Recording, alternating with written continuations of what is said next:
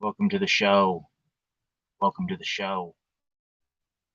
But I'm just a stone cold renegade, blood stained in the shade. Oh yeah, my friend. Creature, feature, preacher, sing. Darkness in my dreams. Smoke screen serenade.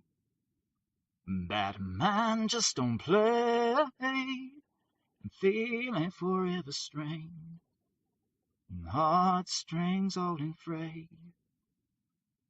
Stone cold renegade. A stone cold renegade. Stone cold renegade. Blood stained in the shade.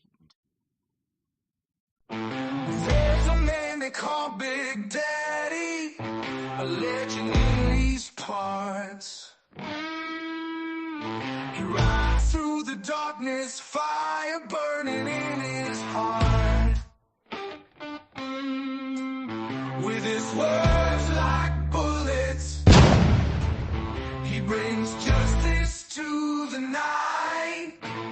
He's a true gangster of love, fighting for what's right.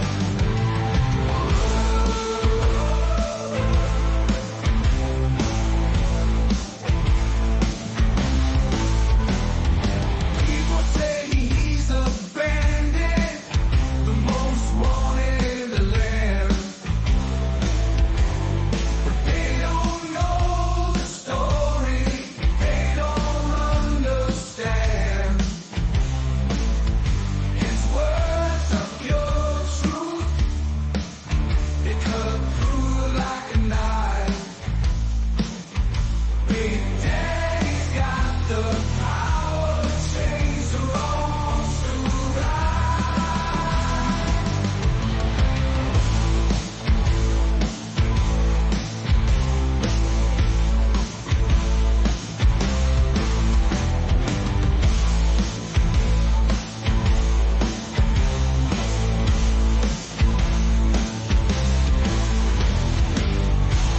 A stone cold renegade, blood stained in the shade.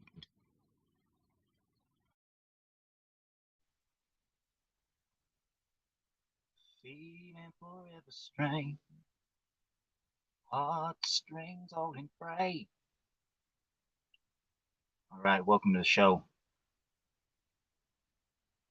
Yeah, hopefully we're coming in there. We got some bad weather going on.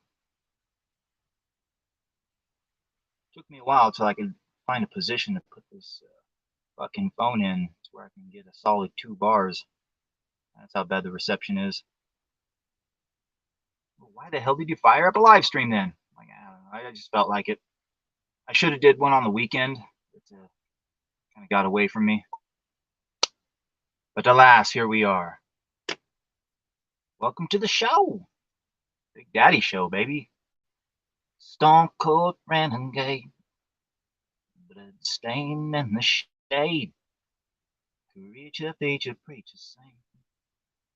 Heartstrings all in fray. Stone cold renegade.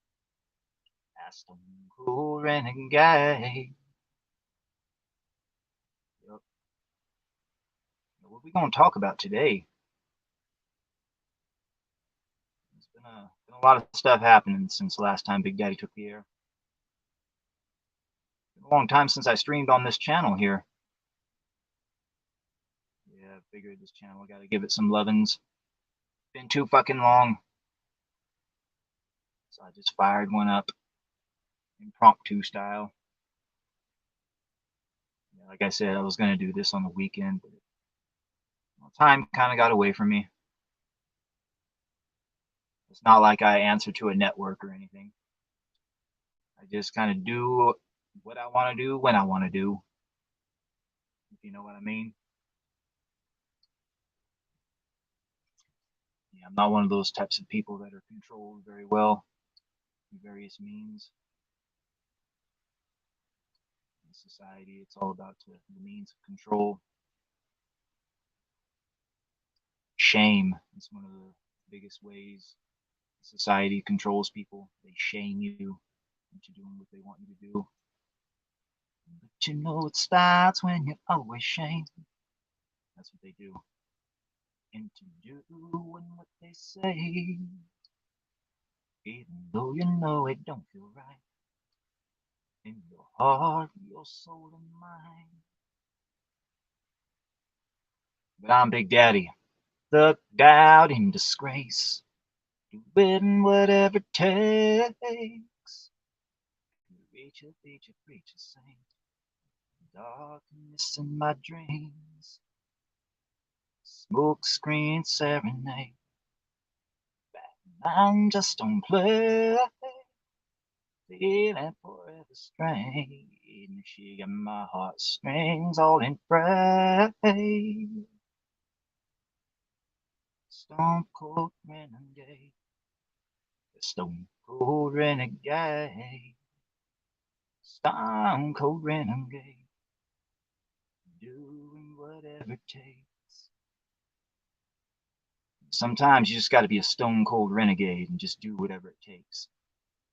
In this fucking day and age, it's the only way to get by, really.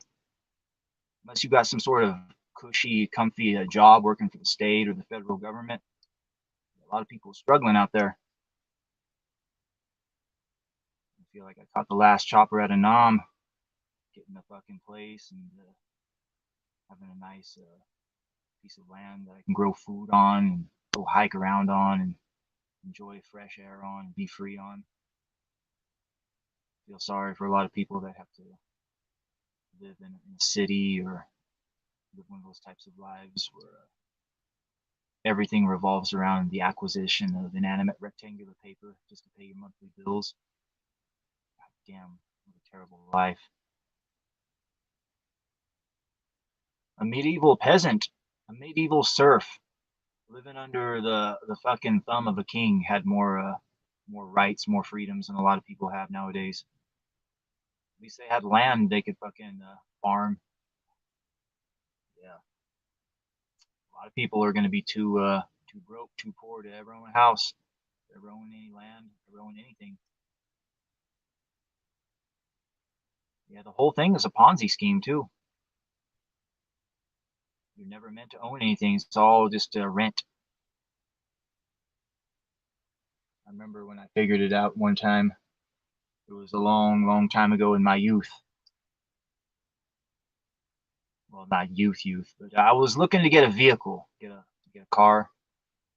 So I went to I walked over to this dealership, and none of the cars had any prices on them. Didn't say how much they costed outright. You know, it said how much you're going to pay per month. It was all about the monthly payment plan. Get 3 months free, no payment, $99 down or whatever. Like that was the advertisement that enticed me. Like $99 down, no payments for 3 months. Like I can do that.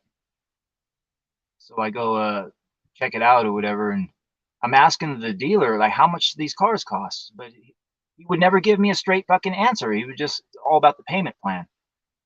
And finally, I just asked him outright. So how much is the car though outright? How much if I wanted to just pay for it outright with cash? How much would it cost? And you want to know what the car dealer said? He said, "Don't worry about that. You're never actually going to pay it off. You're going to eventually trade it off for something different." And it clicked with me like, what is that the nature of the game? You're never actually going to own that car outright. You're just going to pay monthly payments on it until you get sick of it or it breaks down or loses warranty or whatever. Then you're going to trade it in for something different. Then you're going to pay monthly payments on that fucking thing. I was talking to a friend of mine. He had a house. Like, this is my house. I own this house. I'm like, oh, you paid for it outright then? How much did it cost? He's like, well, I'm locked into a 30-year mortgage or whatever. I'm like, oh, so you're just paying monthly payments on it for the next 30 years until then it'll be yours. But you'll probably switch it off and trade it in for a different house, I'm sure. Like that's how the whole Ponzi scheme works. You're never going to own anything outright. You're just paying rent for the rest of your life. Your whole life revolves around those fucking monthly bills. In order to pay those monthly bills, you got to work a job, put them in a factory. The education system is such where it teaches you just to be smart enough to work in a factory. That's it, basically. Work in a factory, worship government, vote Democrat.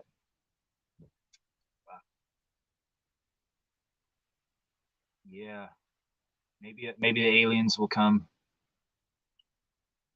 Maybe the comet, let that fucking meteor come. No. But speaking of aliens, anybody who's listened to Big Daddy long enough knows that I've spoken about these. Well, I don't really call them aliens. I call them the caretaker beings. I think they're the same things that the Bible spoke of when they talked about the Watchers. But they're these humanoid beings. They live in underground bunkers, underground facilities, like underground installations all over the planet, on the ocean floor. They got a big base on the dark side of the moon. But I've been talking about these things for a long time, years. But it turns out fucking top level Harvard researchers have just come out along with other top scholars, and they have basically said the same thing that I have been saying, that aliens are among us, but they might not be what we think they are. And they said exactly what I said. They're living in underground bases all across the earth, on the ocean floor, and on the moon too. Yeah, anytime and the news, mainstream news was actually reporting on this shit too. Not like all over the place really, because we got a bunch of fucking election bullshit, of course. Yeah, they're starting to let it out. If aliens are to be revealed, I think it's going to be something completely different than what we think. They might could do a Project Bluebeam though, do the fake alien invasion. Yeah, anybody who doesn't know about Project Bluebeam, this is a plan that they had in the works for a long time, in which they would do a series of basically laser light shows all across the planet, project lights into the sky, flares or whatever, and they were going to fake an alien invasion. That's what they're going to do. They've actually got this technology pretty dialed in. The Phoenix Lights incident, that was actually one such case in which these lasers were used. There are certain weather lasers that, if they're used correctly and bisected, they create like a bright little flash of light. And if you keep them there, and if you dial the lasers in correctly, you can actually project the laser light show where it looks like they're, you know, glowing orbs or whatever. Oh, it's UFOs and aliens. Like, no, it's just lights. But what they're going to do is they're going to fake an alien invasion, and for the sole purpose of consolidating power. It was meant to bring in a new world order, like a one world government type thing. That was the ultimate plan of it. You may be thinking, how could aliens just showing up out of nowhere all of a sudden cause all of the nations to unite as one? Like, yeah, I know, right? There's got to be some sort of event besides them just showing up. A lot of people don't know, but there was always a second part to Project Bluebeam, but the second part is never ever really talked about. Now, not only were they going to do this fake alien invasion using this laser light show technology, but what they are also going to do is they were going to unleash, well, the aliens, the quote unquote aliens, were going to unleash killer viruses upon humanity, and humanity was going to become ravaged by these alien viruses, and that was going to be the catalyst that coalesced everybody together for the one world government. Because these aliens were killing people, they were a threat, and that's how they were going to be a threat. They were going to be unleashing viruses upon us. Yeah, think about that for a second. Think about all of the power that got consolidated during the pandemic. You want to know what I think? I think they went ahead with Project Bluebeam is what they did. Only difference is they just cut out the whole thing about the aliens and just went full bore with the other thing, if you know what I mean.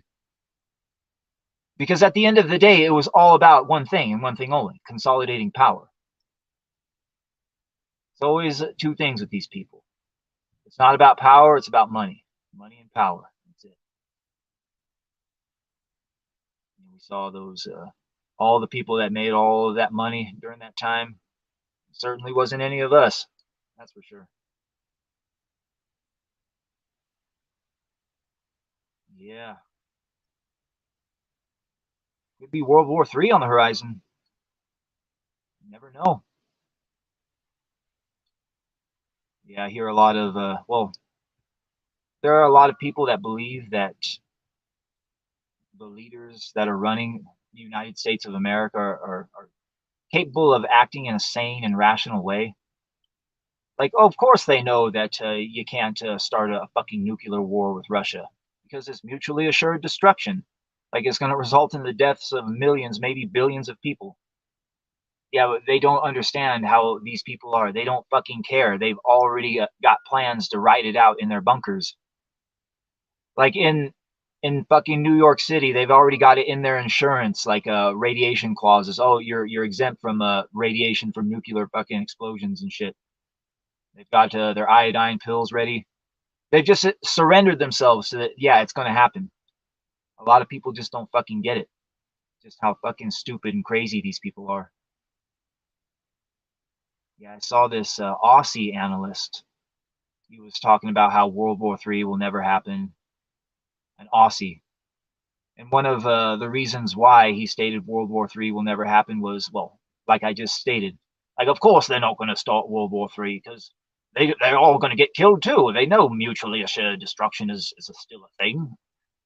And then one of the things he stated was, I guess, nuclear war has always been a threat, and we've always talked about nuclear war. Look at 2017, the North Korea situation. Why, there was a lot of saber rattling there, and we thought we were going to be at the brink of nuclear war, but nuclear war happened there. It's like, yeah, there's a reason why no nuclear war broke out with North Korea back in 2017. There's a huge element missing from back in 2017 that we don't have nowadays. You want to know what that fucking element is? Donald fucking Trump. That's the element. Yeah, probably Donald Trump's finest hour, his negotiating the peace with North Korea. Well, I remember when that happened. I was listening to it on the radio, and I could sense the hate, the vitriol, just the seething anger from the left when that happened.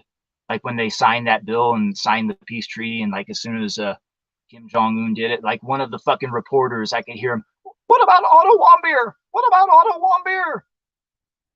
It's like, motherfucker, like we're trying to prevent a fucking nuclear war from happening right now. Don't you fucking get it? This is it's big picture time. Yeah, easily Donald Trump's finest hour. He actually walks on North Korean soil. Like, what? What are you gonna do? Shoot me? Yeah, we don't have Donald Trump nowadays negotiating fucking peace. That's the one thing we don't have. We have a pants-shitting, demented pedophile, and his fucking handlers are fucking even crazier than he is. Yeah, World War III could break out at any fucking moment. Yeah, that's what an Aussie doesn't understand. Like, unless you're in America, you're entrenched, and you don't understand American politics the way an American does. You don't understand just how fucking crazy these people are.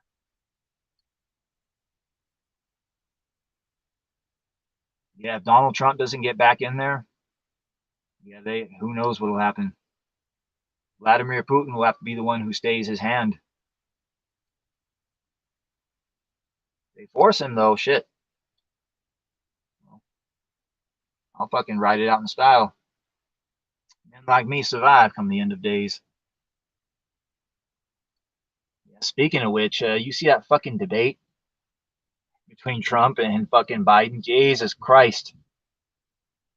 It's like the country's being put through a fucking humiliation ritual. Having a fucking incestuous, pants-shitting, demented pedophile fucking waltzing around there representing our fucking country, our once great nation, America. Yeah, we're being put through a fucking humiliation ritual. The guy can't even form a fucking coherent sentence. It's so fucking embarrassing. I mean, did you see that fucking shit? Move until we get the total ban on the total initiative relative to what we can do with more border patrol and more asylum officers. President Trump? I really don't know what he said at the end of that sentence. I don't think he knows what he said either. Look,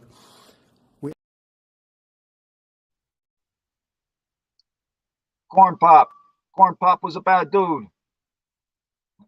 And the winds whisper, Corn Pop.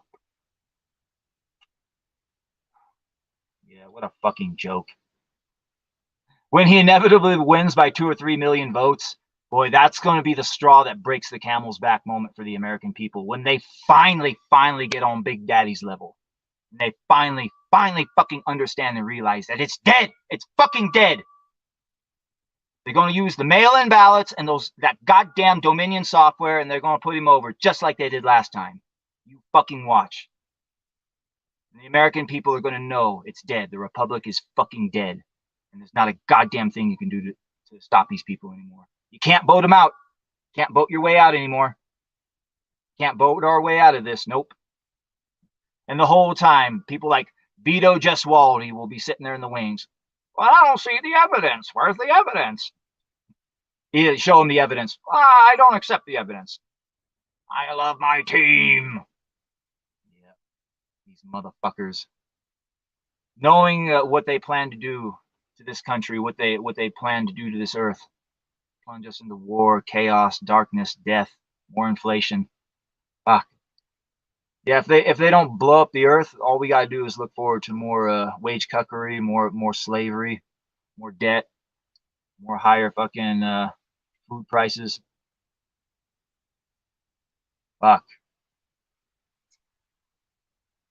Yeah, but some miracle of God could happen, and then Trump could actually get back in there and possibly patch things up. You never know. You never know.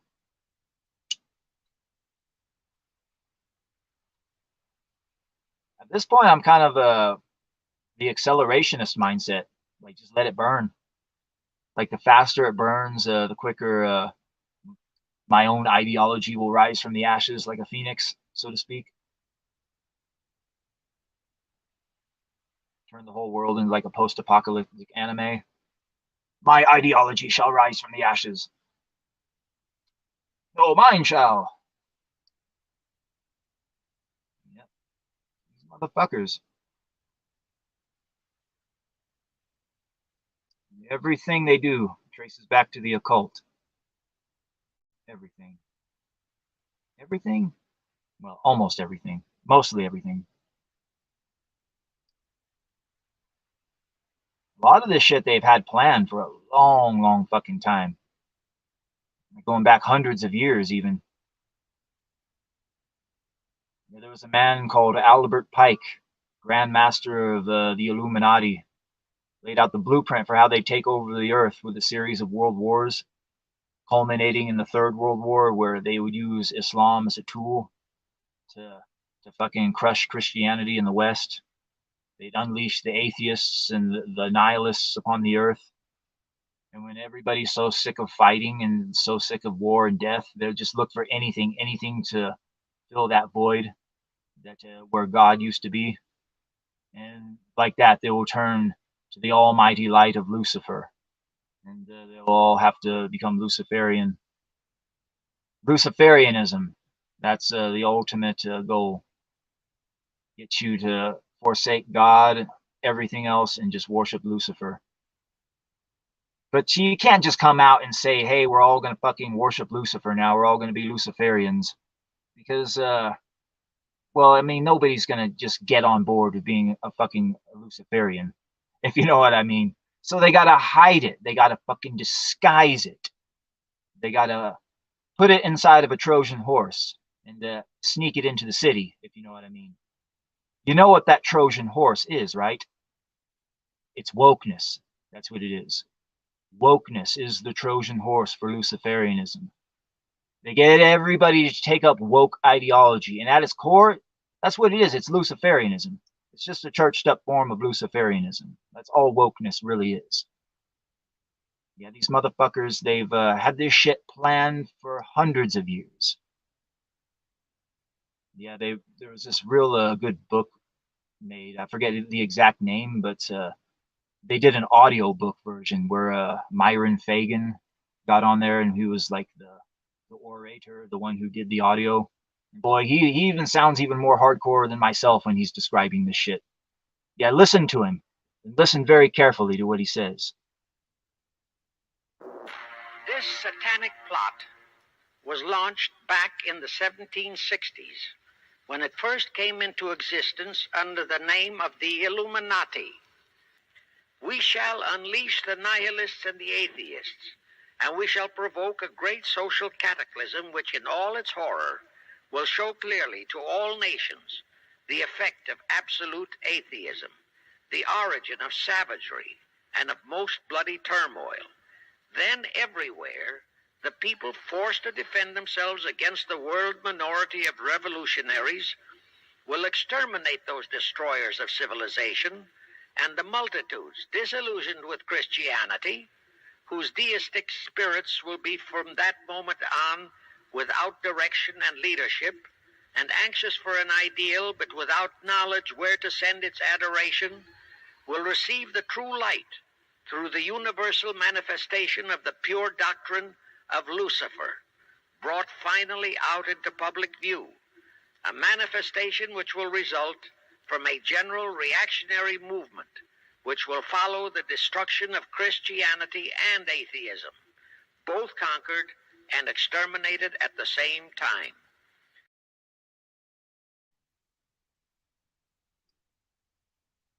Imagine there's no heaven. It's easy if you try. Only hell around us. Above us, poison skies. Imagine all the people milling around like sheep. You may say I'm a dreamer, but I'm not the only one. I hope someday you can join us, and the world will live as one. I know that's not exactly how the song goes. Lennon's was a little bit more pro-communistic. That's what they say that song was, describing a perfect form of communism. The song Imagine.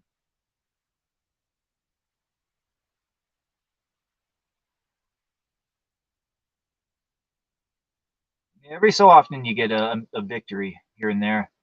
They freed Julian Assange, I heard. At least we got that little victory. Yeah, now that he's free and out in the open, a CIA hit team can take him out nice and clean. Oh, poor Julian. No, they'll get him with a fucking heart attack gun or something.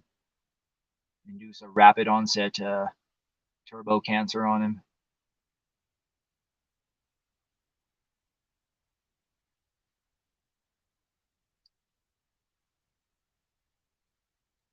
Yeah, these motherfuckers are so corrupt. So much corruption at every level. If only they knew how to use the American taxpayer dollar correctly, things could be so much better. Like, for example, they decided to go all in with green renewable energies or whatever, and all of these billion-dollar fucking subsidies were given to various companies that cropped up. And many of these companies were just pure grifter companies. They got fucking billions of dollars from the federal government. A lot of them lobbyists working hand in hand with the government, getting the money funneled to them. Just real corrupt shit. You know what these fucking solar companies would do is they would go door to door and try to sell these solar units to people. They would target old people, and they would sell them these solar units with like you pay payments on them, monthly payments for like 30 years.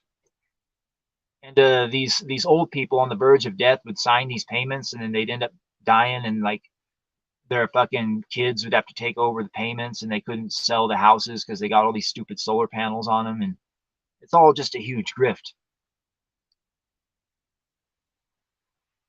Yeah, the funny part is like if people were just properly educated about solar power, like it it could save so much in terms of like power bills.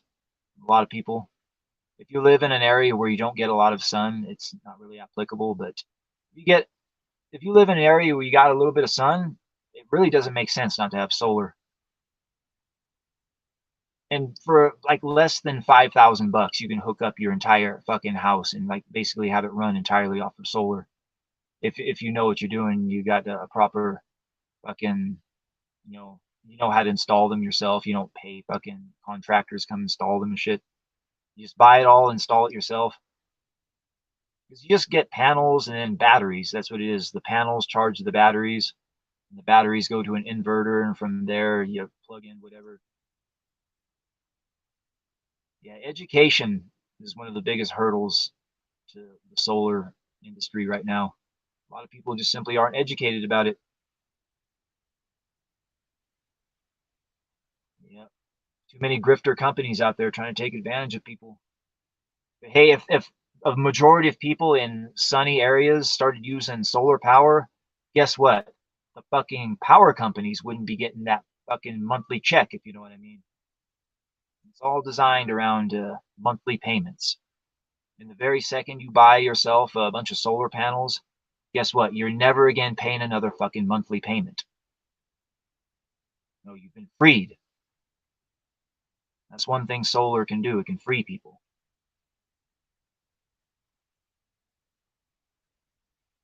If you live in a semi-sunny area. Like if you live in an area where you don't get no sun, like I said, it's not applicable really. But yeah, solar panels are getting cheaper too.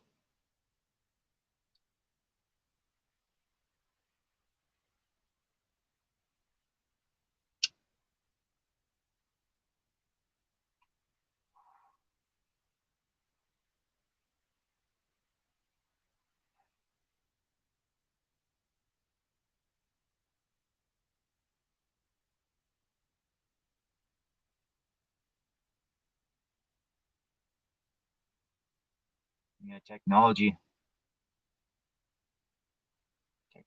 a hell of a thing.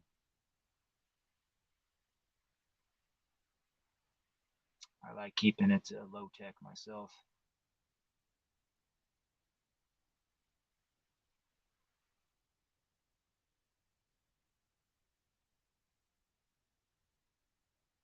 Yeah, I heard a story the other day, a real insane one. It really got my synapses firing, if you know what I mean. It was a tale about cloned mini brains being hooked up in running computers. I guess these scientists figured out like the fastest processing power there is that of the human brain. So what they did was they created a series of cloned mini brains, had them all hooked up into a circuit, and they were like running computers like hundreds, thousands of times faster than any sort of whatever regular computer chips. The only problem is that these little mini brains that they were cloning for the purposes of running these computers, they were rotting and breaking down too quickly, so they'd always have to replace them. And in order to get these little mini brains to operate to max efficiency, what they would do is anytime the little mini brains started to slow down or do anything like that was against the protocols or programming, they would get a little shock. And inversely, whenever they did what they were supposed to do, they would get a little dopamine hit. So basically, they were torturing these little mini brains to be their slaves, then giving them drugs as reward whenever they did their fucking tasks.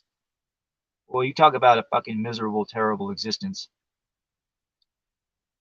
Yeah, you will see man-made horrors beyond your comprehension. Jesus Christ.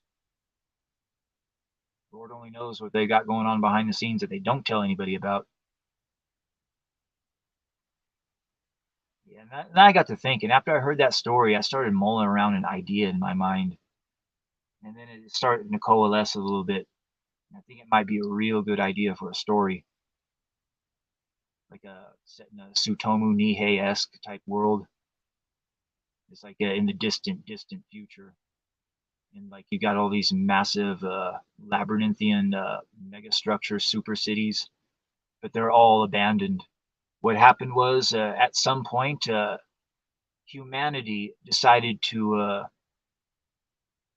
evolve to the next level. Well, that's what they thought they were going to do, and they ended up uploading their consciousness to the net. Like, but there was a small pocket of humans that obviously didn't want to do this, and they lived out in the wilderness, and decided to forsake that type of lifestyle and live basically the type of lifestyle Big Daddy lives. But after all of the humans uploaded themselves to the net, what happened was they realized that they missed the flesh because they didn't know it or understand it at the time, but they actually exiled themselves to their own man-made hell. So they're like trapped in this digitized world. But then something happens, and then out of the labyrinthian cities, these creatures emerge, and they're like kind of like robots, androids. But what happened was certain droid foundries started springing up, and they started creating these robots. And the people that uploaded themselves to the net started uploading themselves into these robots and started roaming around the Earth. And what they would do is they would capture humans, and then they would harvest the brains of humans, and then put them inside of them, and like the electrodes would hook up, and then they would be able to relive the memories of those humans and like actually feel what it's like to be human again. Because that's the one thing that they miss, and they more than anything else is just to be human again. That's the only way they can actually be human again, is just to have it felt secondhand, kind of like a drug almost. They hook the brains up and they feel the memories of those humans.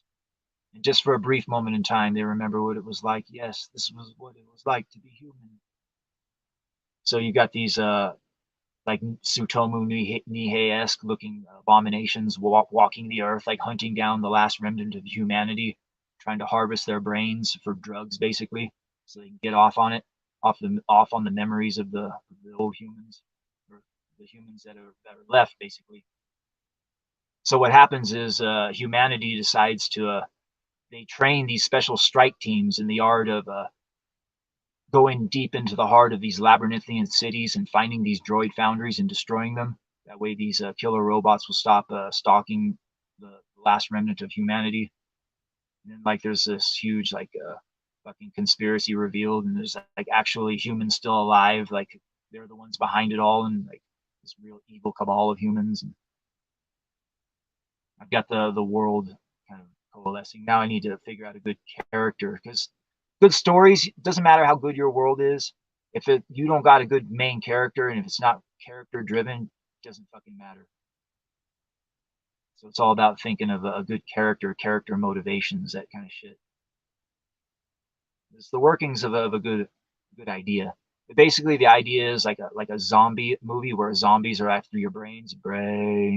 Only it's like fucking way more hardcore and scarier, because they're like Sutomu Nihei creatures. They're basically like a killer. Like, you don't know if they're like cross between a demon and an android. Demon cyborgs, basically.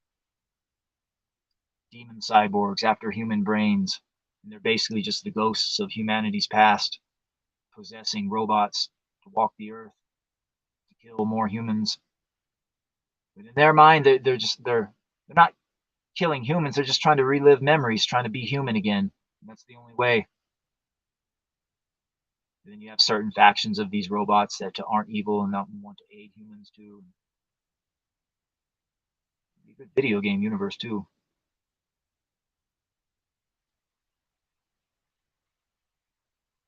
Yeah, cloned mini brains. It's a fucking thing. They're using them to run computers. And you hear about Elon Musk with his Neuralink shit. Like, fuck, I would never take a goddamn computer chip in my fucking mind. No, fuck that. Get mind hacked.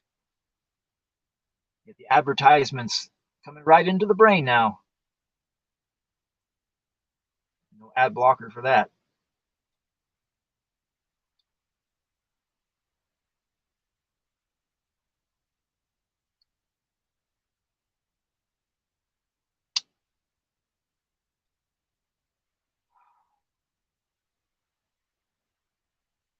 I talked a little bit about Project Bluebeam earlier. Fake alien invasion. They may still yet do that. I think that might be their ultimate trump card. Like if everything goes to shit and they feel like they're losing all power,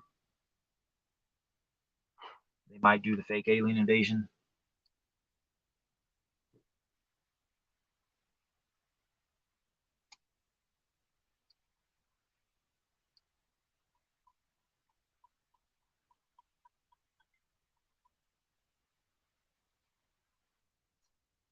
Just cracked open a bottle of wine. We'll sip on some wine. Tack on a proper buzz. Just cracked the 40-minute mark. Yeah, we don't know how long this show is going to go.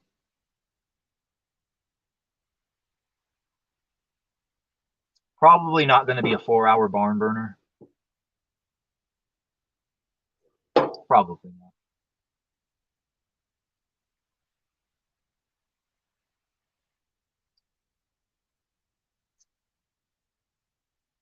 Yeah, there's been a lot of misinformation out there in the UFO community. I know that. But that Project Bluebeam, that is one thing that is legit. One of their plans that they did. Well, if so many people know about it, I guess you can't really fucking pull it off.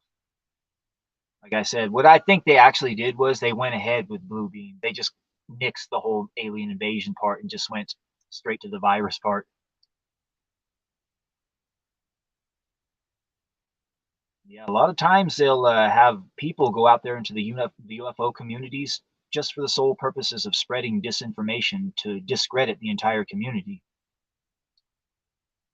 Remember, there was a guy, Richard Doty, he did this. Went out there, completely poisoned the well. The UFO community has never been the same ever since Richard Doty popped onto the scene. Funny part is, if you were to go to a lot of the UFO conventions nowadays, Richard Doty, he's still making the circuit. Yeah, apparently he's flipped and said that, well, yeah, a lot of the stuff I said was fake, but most of it was true. 80% of it was actually true, and only 20% of it was fake. Like, really? Maybe 20% of it was real and 80% of it was fake. Like, how can we fucking trust you? Yeah. Yeah, there's another community of people out there, the Gaia community. There's like this whole channel called Gaia, New Age channel where they talk about aliens and shit like that. UFO community of sorts. And they kind of got Richard Doty'd here recently by a guy called Corey Good. Yeah, it was a psyop and a half. Like they got this guy on board, and apparently Corey Good, he had all sorts of tales about all these aliens and all of this fucking crazy shit. This super secret space program called the 20 and Back, in which you would go serve 20 years out in space in the Kuiper Belt fighting aliens, and then you'd you know come back, and after 20 years of service, if you lived or whatever. And he was one of these super soldiers, and he talked about all of these various races of aliens that he dealt with, including blue avians, like a race of blue birds that helped create humanity or something like that. And anyway, all of a sudden, all of these other people started coming out of the woodwork and saying, yeah, I was a member of the 20 and Back program too, and I've had experiences with these blue avians and all this and that. And this Corey Good guy, he basically like I don't know if this guy is he's either working with the government to completely discredit the whole Gaia community, or he's just a really, really stupid motherfucker, one of the two, I don't know. But he came out and he started suing Gaia for using his material, using his IP, and because they were making money off of it using their channel, because they like charge subscriptions for that channel and shit like that. And what Corey Good said was like, these people, they're lying.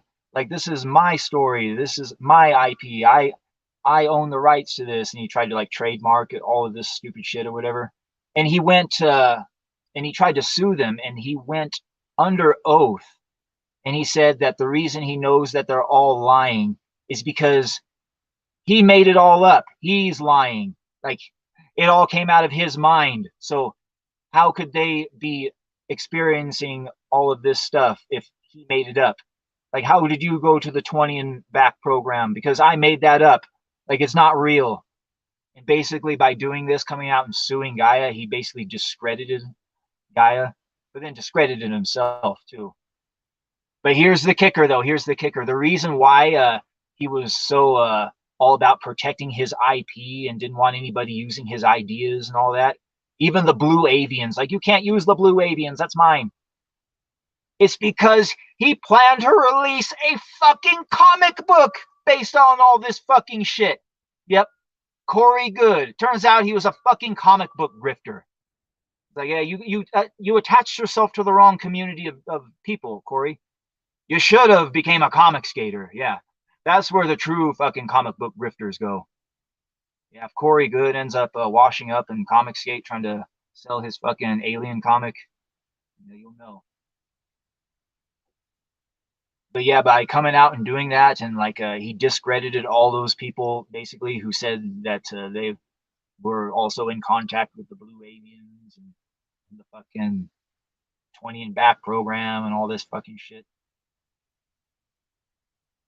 Yeah, but he just recently lost his lawsuit against Gaia. He tried to sue them for all sorts of shit. The RICO Act, the Lanham Act, breach of contract, lost all of the shit. If I was to find out that Corey Good was from the state of Texas, let's just say I wouldn't be in the least bit surprised. That's how litigious this stupid piece of shit is. Yeah, it's either a psyop. He was either working with the government to completely discredit Gaia, or he's just the fucking biggest dumbass the world has ever seen. One of the two.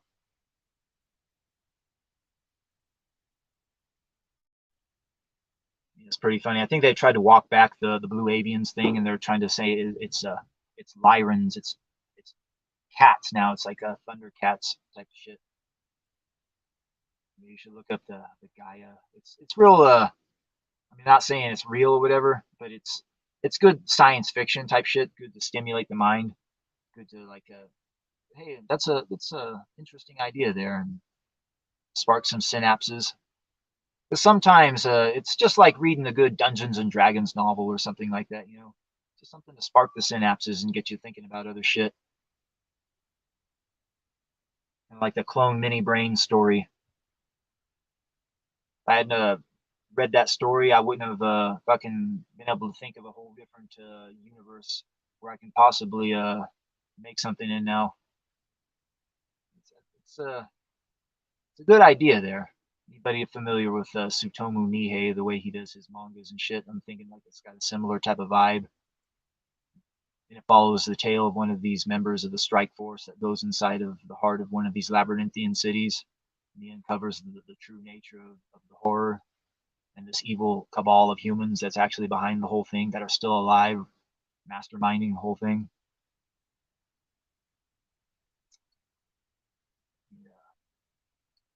A good plot for a good Final Fantasy fucking video game.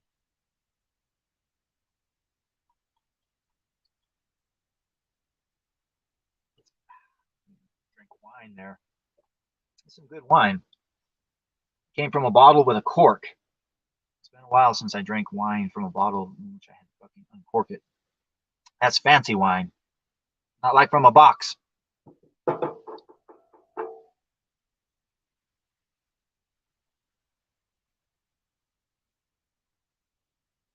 Yeah, anybody who's listened to the Big Daddy Show long enough knows that from time to time I talk about the WCW, that old wrestling organization. And most of the time I talk about it in terms of using it as a parable and a metaphor for various things in life.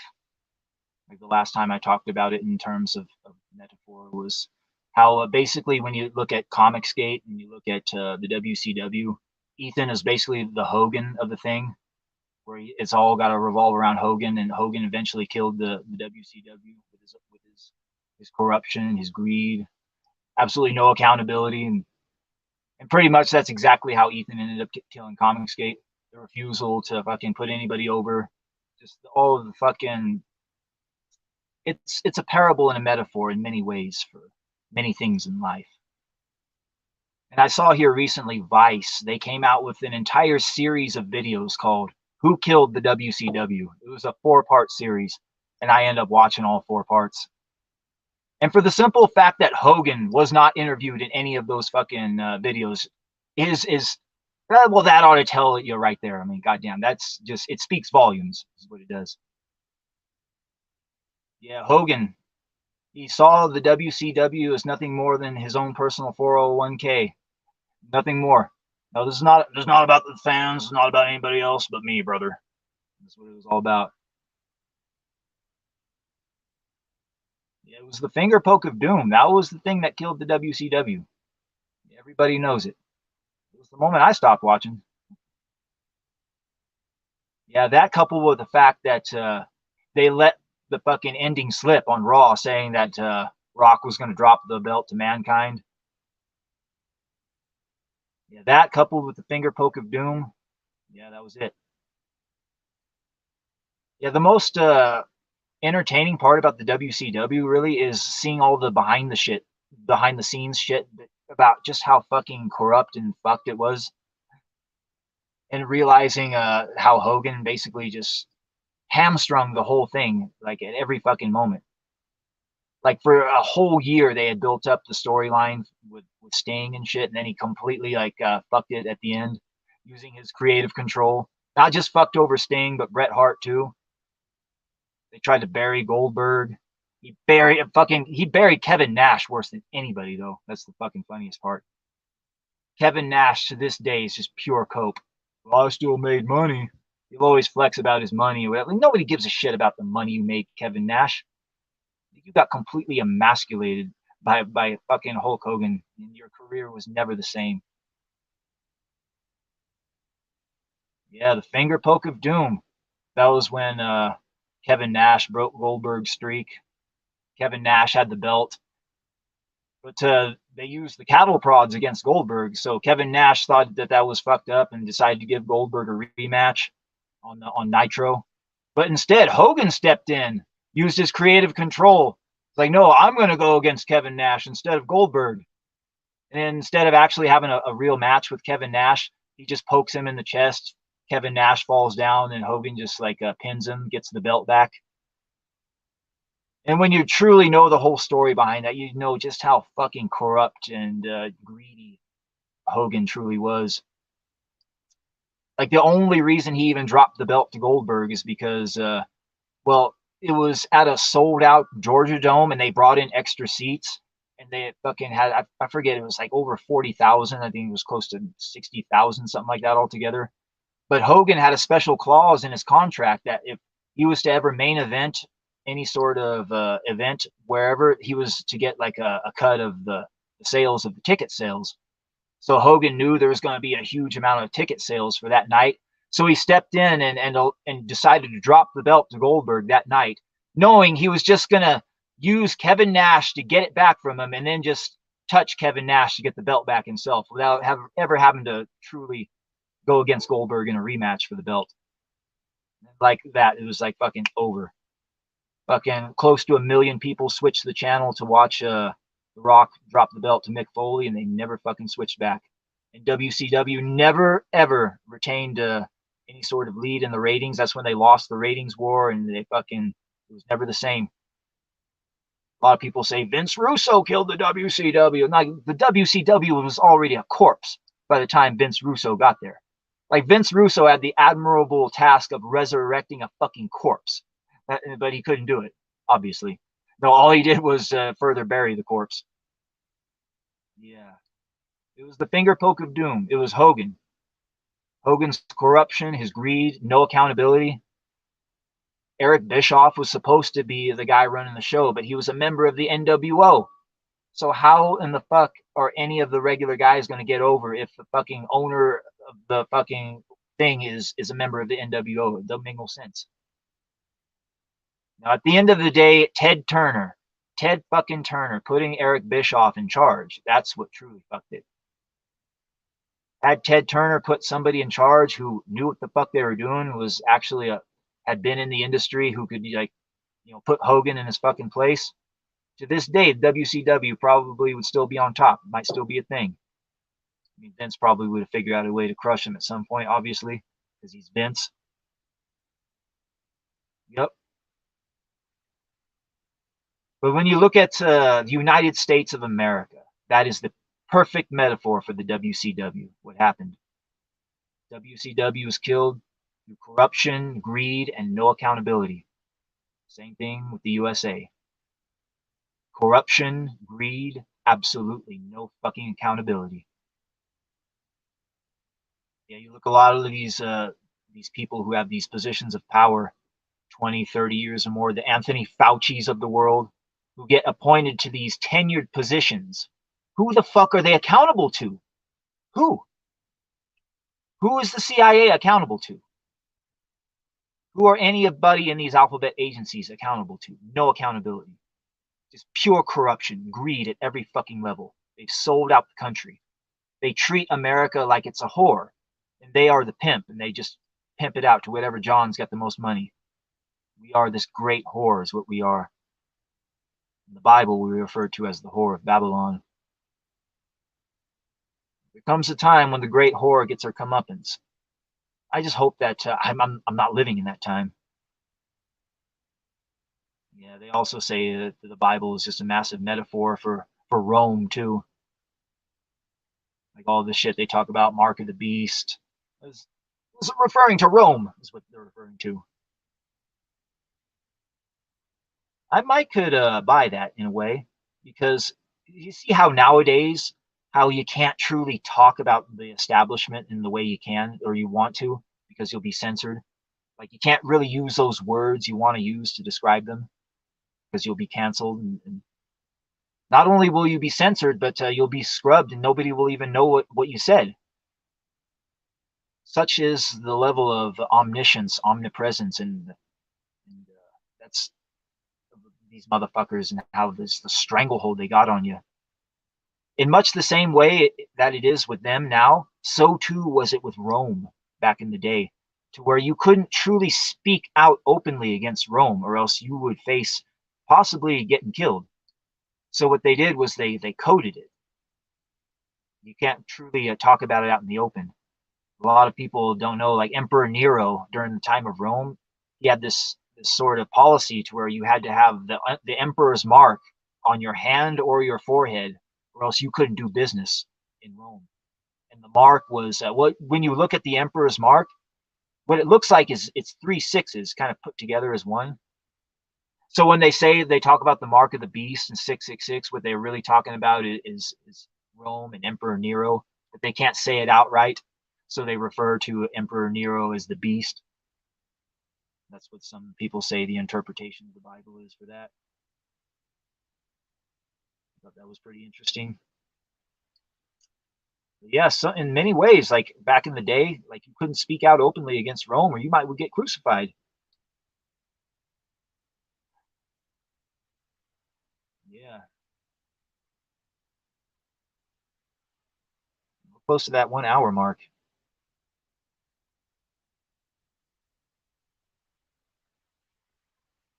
Maybe we'll take a little break and we'll come back. Talk about some more lighthearted shit.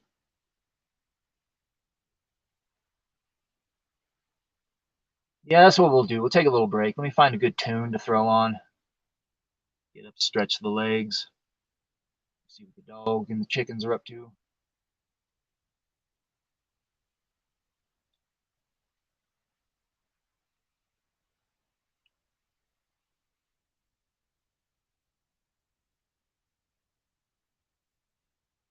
Yeah.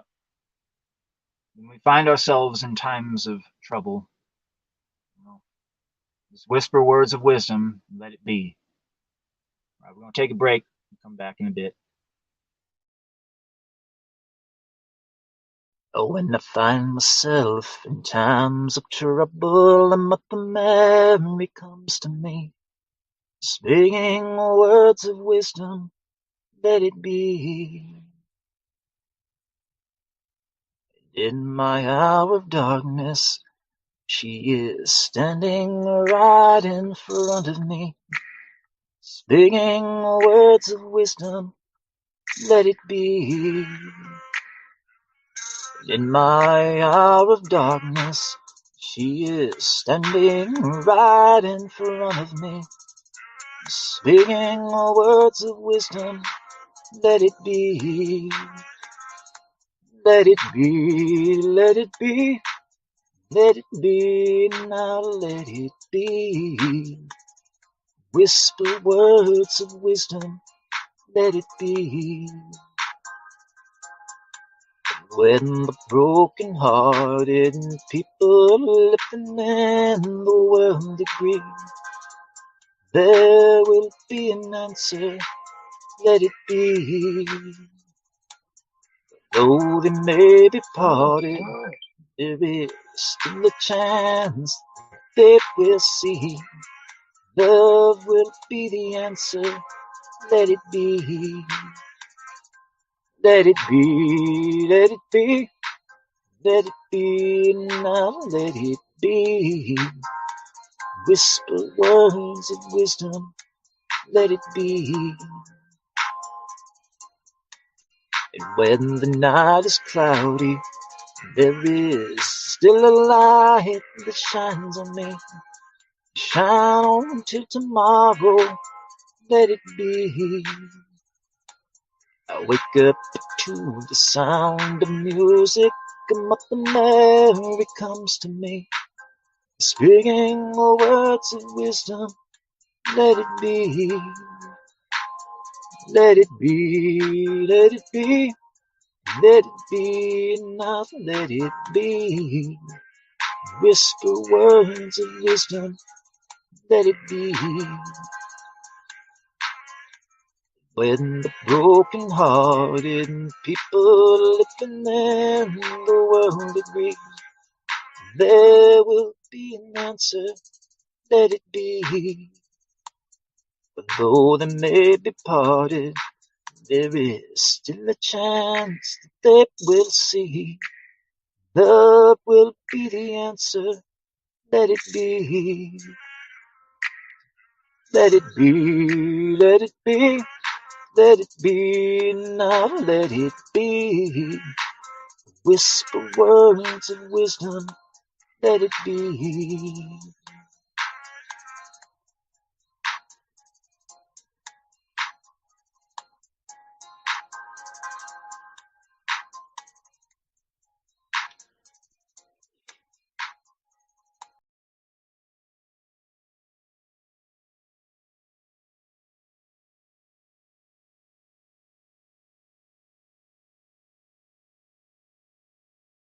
Call unto the city of sorrow, abandoned, forsaken, betrayed. They're called to the city of sorrow, where nobody knows you by name. You make your way to the city, shadowed and shackled in chains. You know that you have all my pity, living a life of a slave.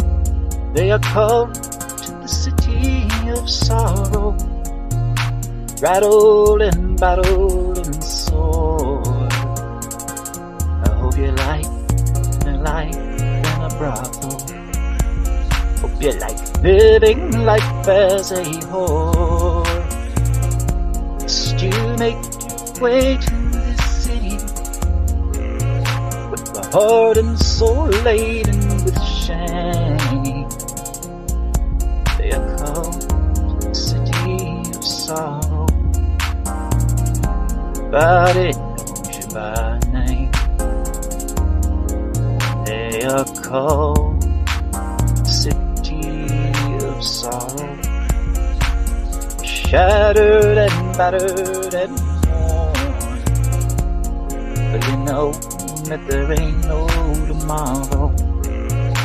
Abandoned, forsaken, forlorn. They are called to the city of sorrow, with the heart and soul laden with shame. They are called to the city sorrow, but it knows you by name. There ain't no tomorrow, but it knows you by name. There ain't no tomorrow, but it knows you by name.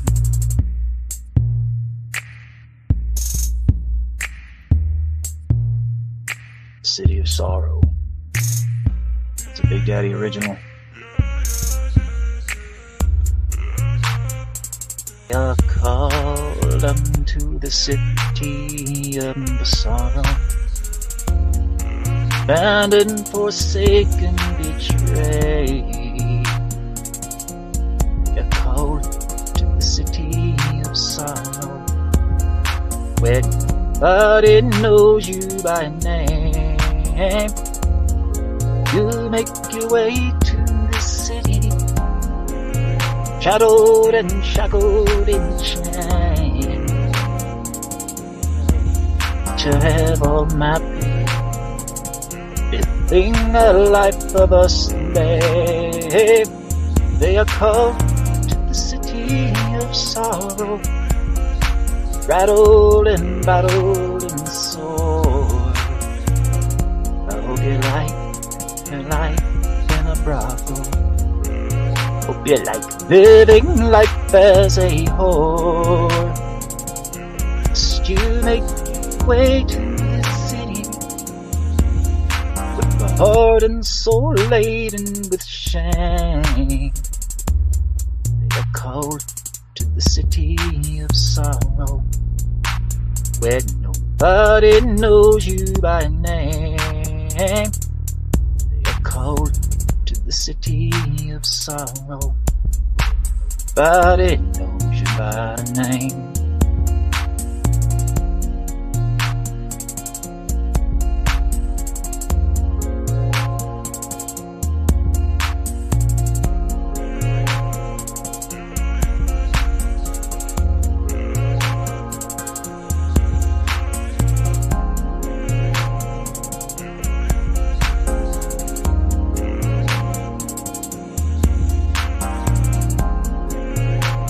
Big Daddy original.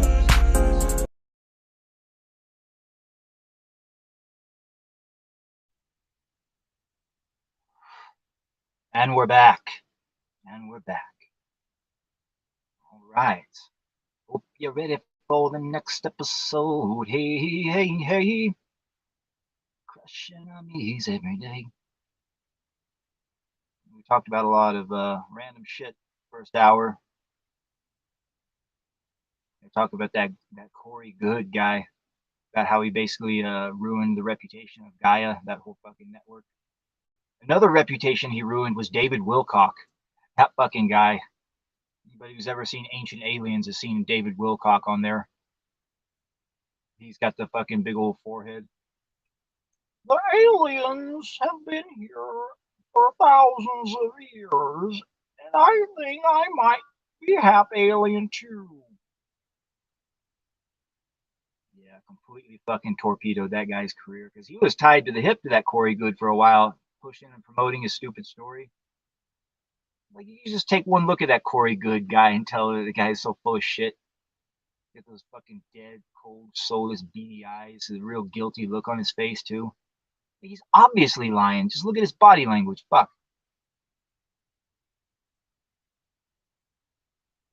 Yeah, that Corey Good, he's either working with the government, pulling a Richard Doty, trying to completely discredit that whole Gaia fucking channel and everything associated with it, or he's the biggest fucking dumbass since, I can't even really think of a comparison, really. That's how stupid the motherfucker is. But yeah, he was a comic book grifter too. I don't think he ever got his comic book made either. He fucking realized just how fucking tough it is to make a comic book. You need money first to fucking pay artists. But he's too broke to even pay lawyers for all these stupid lawsuits he's doing. Yeah, nobody's really covering this story either. I think I might cut it and fucking post it somewhere, because it's kind of like a big thing with that whole community of people. How Corey Good basically fucking made them all look like fucking idiots. This is my story. It was all about greed too. He thought he was gonna like make $1 million off of the fucking stupid shit he was saying.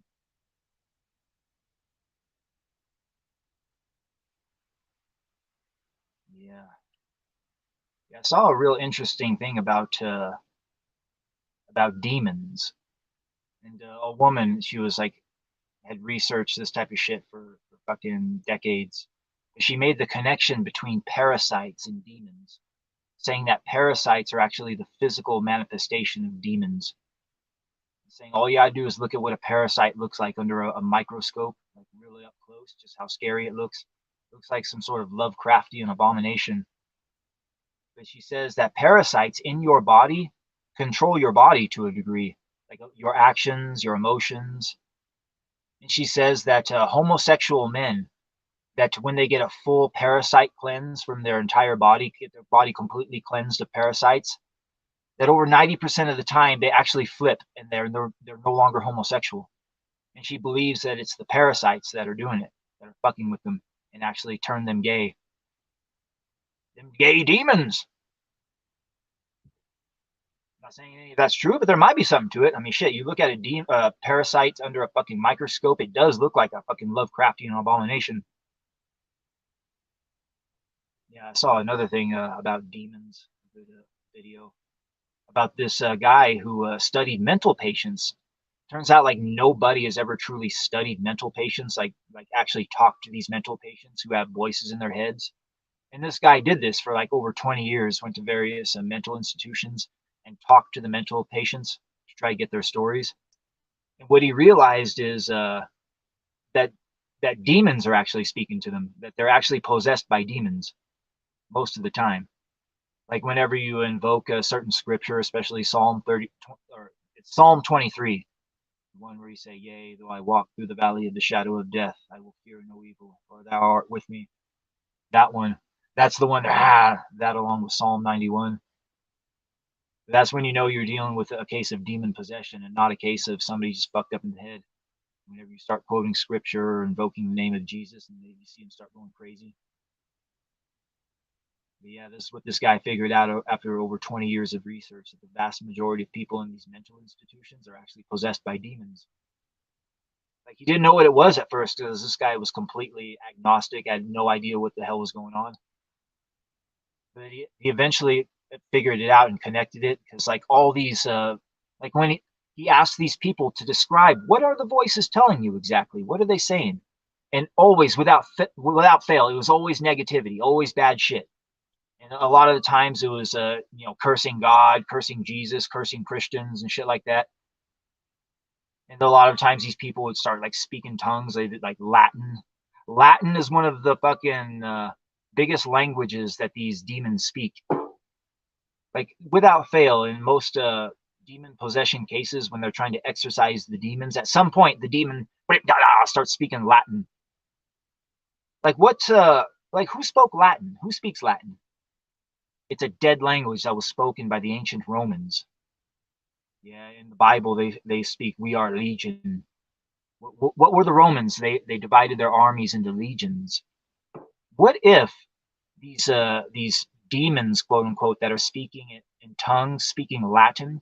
What if they were just the disembodied souls of Romans that were just roaming the earth, possessing these people? That it's either that or Latin is the language of demons.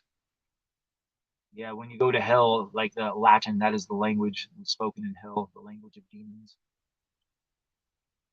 No, but I have heard of certain possession cases in the Philippines and in certain Asian countries where these Asian people that are possessed will actually start speaking perfect English, and they don't even speak English at all. So English, hey, there's another language that's spoken by demons. Latin and English, the language of demons.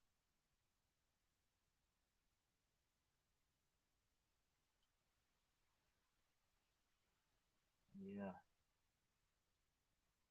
A lot of people say there's some sort of a white supremacist movement going on out there. There's a supremacist movement going on, all right, but it has nothing to do with race. It's all about politics. The leftist supremacist movement is real. Make no mistake. It was proven here recently. There was this guy. He calls himself In Praise of Shadows. He's this YouTube channel, but he tried to do a hit piece on Wendigoon. Wendigoon, he's another YouTuber. But his entire premise behind the hit piece was Wendigoon right wing, Wendigoon bad. He tried to like basically tar and feather Wendigoon just because he's not a fucking leftist, basically. And look at all of these people he's associated with. They are also right wing. That makes him literally a Nazi. That's how the guy speaks too. Well, I guess he got such backlash from the YouTube community. Almost every big YouTuber did a video about it.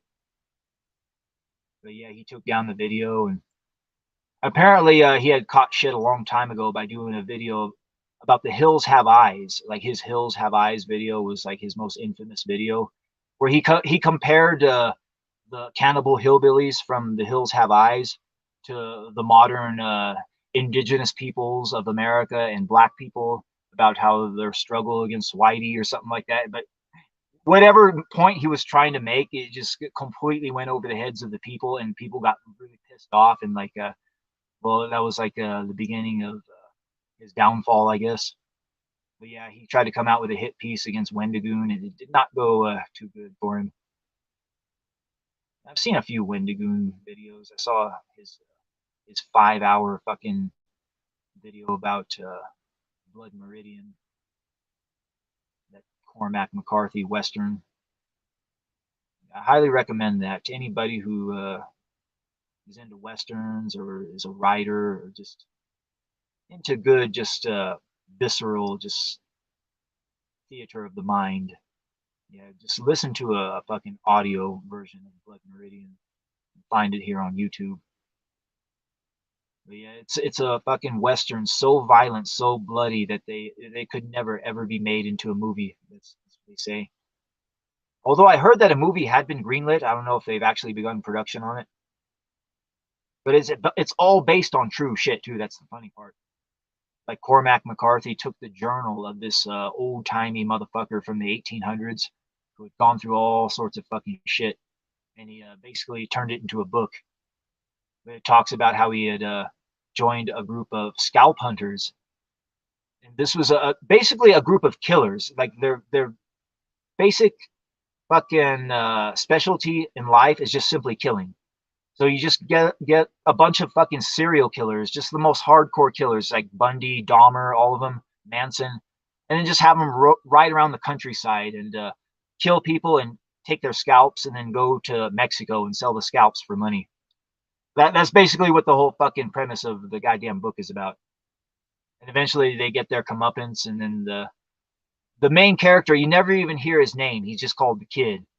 And the Kid like is gets caught up with these fuckers, and then they end up getting their comeuppance. So then the Kid is like fucking exiled to the desert with the preacher, but he's being hunted by the judge, and the judge is basically the personification of the devil himself. It's actually a pretty good book. Highly recommended. Cormac McCarthy is the same guy that did The Road. They made a movie about it with Viggo Mortensen, post-apocalyptic movie.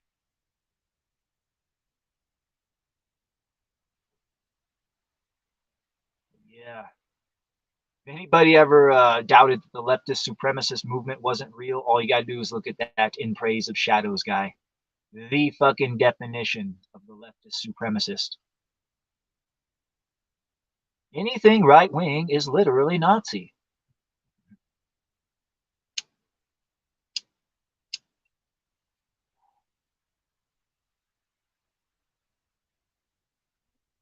All right, where are we going with this? Let's talk about some more lighthearted shit.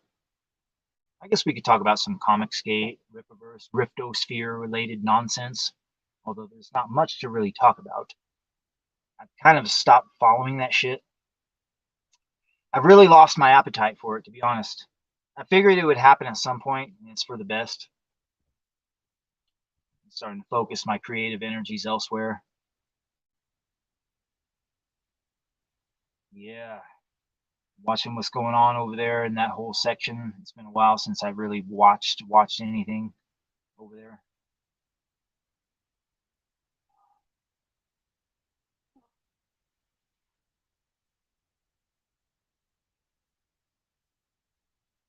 I heard Goody Nig flopped. That's one thing I heard. Has Goody Nig made a $250,000 yet? Anybody know? Nah, it doesn't matter. It doesn't matter. It doesn't matter. Goody Nig. The ironic part about Goody Nig, the polycule, whatever the fuck it's called. He's got probably his best writer artist team working on this book, but it's the most irrelevant trash franchise he has. That's Eric July for you. Like, you should have just had Mike Barron come on board and write Ice on 3 for you. That's what you should have. What the fuck is he going to do for Ice on 3? Fuck. He's got so many plot threads to fucking tie up. Yeah, at some point, I mean, I called this a long time ago. At some point, Eric July, he's going to be paying out more in payroll than he is taking in as far as profit goes. At that point, he's going to have to face some hard decisions. Because if he starts having to cut back his staff, firing people, well, then he's going to lose face. This guy's all about, image. Image is everything with this guy. We'll see how it goes. See if he has to end up selling the company, selling off various IPs. I don't really care no more. It's just so fucking stupid. It's just so gay, so stupid. Burger King Kids Club for adults. That's what this shit is. Burger King Kids Club for adults. Look at that Goody Nig character. God, what a joke. You saw the fucking commercial or trailer or whatever it is. Yep, Burger King Kids Club for adults. Fucking embarrassing is what it is. How can you be a fan of that shit? When's the Norfolka book coming out? Yeah, what's he going to have that comes next after Goody Nig? That fucking that saves the day. Ice on 3, I guess. Has he announced Ice on 3 when it's coming out? Has he even fucking wrote it yet? Horseman? Is Horseman going to be the one? Blood Ruth? Norfolka? Yeah, what happened to Norfolka? What the fuck happened to Norfolka? I'll tell you what happened to Norfolka. Norfolka died on his way back to his home planet. That's what happened. Norfolka got poochied. He realized, oh fuck, this is a bad idea. Let's fucking nix it. Anybody remember Poochie, character from The Simpsons? Yeah, they had the cartoon Itchy and Scratchy. So then corporate decided, you know what? Let's add another character. Let's add Poochie. So they got all around the corporate boardroom, and each member of the boardroom decided to add their little this to it, their little that. By the time the corporate boardroom got done creating this character, voila, they had Poochie. Only problem is everybody fucking hated Poochie. Yeah, nobody liked Poochie. So what they did is, rather than giving Poochie a proper send-off with like a proper episode or whatever, they just tape a piece of paper to the screen and says, Poochie died on his way back to his home planet. Yeah. That's what happened with Norfolka. Norfolka died on his way back to his home planet. Sorry, no more Norfolka. It wasn't a real faggy idea anyway. What the fuck was Norfolka supposed to be? Is it supposed to be the Viking and the dreadlock guy? Like, is that Norfolka? Just like two XEPs or whatever? Is it supposed to be the whole band? Like, is Eric July also in there? And is he an XEP too? Because we saw that one scene where it had Eric on the stage, like fucking singing with Norfolka. Like, what the fuck's going on with Norfolka? Like, what are their powers? What are their powers? Is it just two guys? Is it the whole band? Is it the full-on self-insert? Is Eric July a member of Norfolka? That is the question. Yeah, who the fuck knows? Who cares? Who gives a shit? That would be funny if Eric actually did write himself like directly into the comic. He was like the lead singer of Norfolka. I'm Norfolka. That's my name, Norfolka.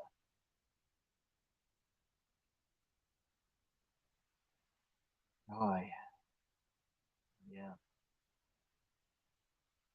It's all just so stupid now.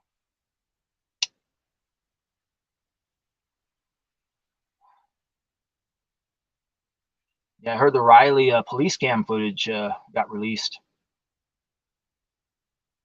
Yeah, and it turns out Eric July, well, he didn't call the cops. He didn't like press 911 himself, but he, in so many words, kind of like nudged the owner to do it. Yeah, he pulled a Pharisees, is what he did.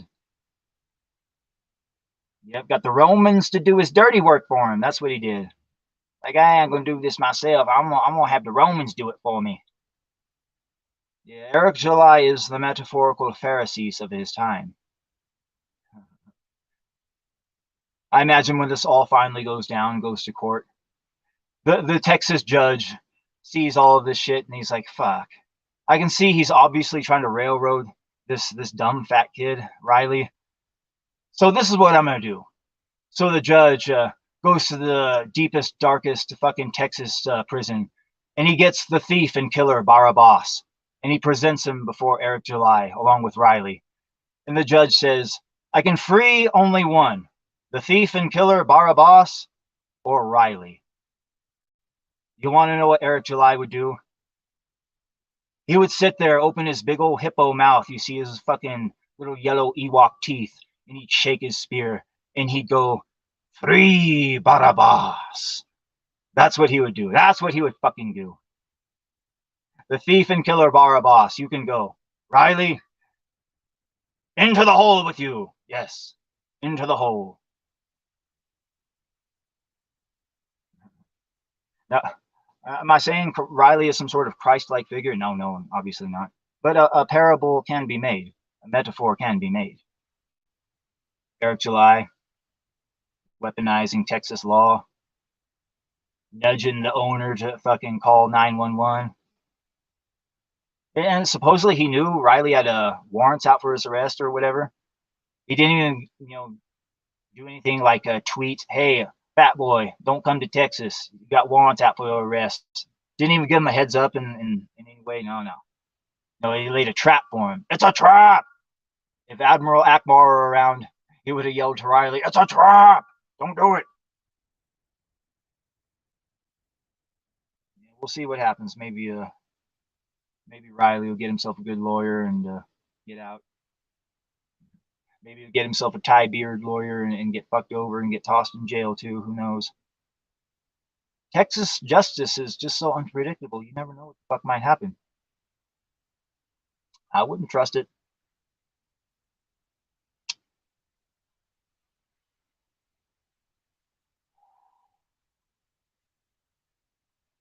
Yeah, Goody Nick flopped.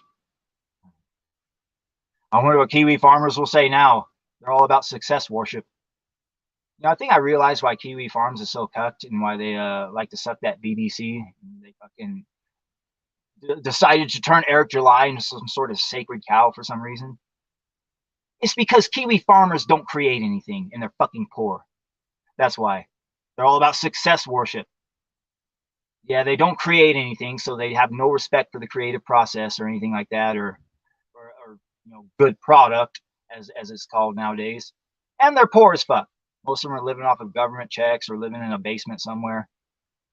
They're all about success worship. That's why Eric July has become some sort of a sacred cow over there. Kiwi farmers don't create anything and they're fucking poor. They're all about success worship. BBC, what I need, yeah. What a fucking joke. Speaking of a fucking joke, you know that Vito is trying to get on Ozempic, or he might be on it, I forget. He's talking about wanting to get on Ozempic. Everybody doesn't know what Ozempic is. Ozempic is that fucking drug that you take that's supposed to make you lose weight. You like lose your appetite or something. It's supposed to make you get skinnier somehow. Vito wants to get on Ozempic. And Dick Masterson didn't fucking bother roasting him. That's the thing that fucking bothered me. Fuck. How in the fuck could a grown-ass man, like, talk about getting on that shit and, like, not be embarrassed? Like, this is what women do. Like fucking Oprah Winfrey or Lizzo or something. A dumb fucking cunt woman who's too fucking lazy to work out gets on Ozempic. Men, if you're a man and want to get on Ozempic, it proves you're just too fucking lazy to work out and lose the weight like a real man. Diet and exercise. Fuck. It shows you don't have no discipline to lose the weight like a real man. No, you got to lose the weight like a bitch, like a woman, by taking a pill. A pill that can fuck with your gastrointestinal system, your thyroid. Yeah, take that fucking shit. Yeah, go ahead, take that shit. See what sort of long-term health effects happen. I'm all for it. Yeah, get on the Ozempic, Vito. Maybe that's why Dick didn't say anything and didn't roast him. Dick wants Vito to get on the Ozempic, so Vito will catch some sort of fucking thyroid problem or turbo cancer and just fucking keel over. Yeah, get on the Ozempic, you fat, lazy piece of fucking trash. Leftists. You know he's going to vote for Biden, too. A pants-shitting, demented pedophile, incestuous pedophile. That's the reason why I'm voting for him, because of the incest and the pedophilia. Oh, okay, makes sense. What a joke.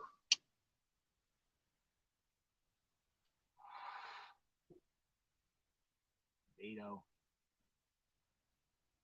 Yeah, there was a time when I used to distinguish liberals, Democrats, leftists. Like, I used to keep leftists in a whole separate category. I don't distinguish them anymore. Nope. Because liberals were not vociferous enough in condemning the radical left. If you do not condemn it, you condone it. And regular old liberals were not vociferous enough in condemning all of this fucking insanity.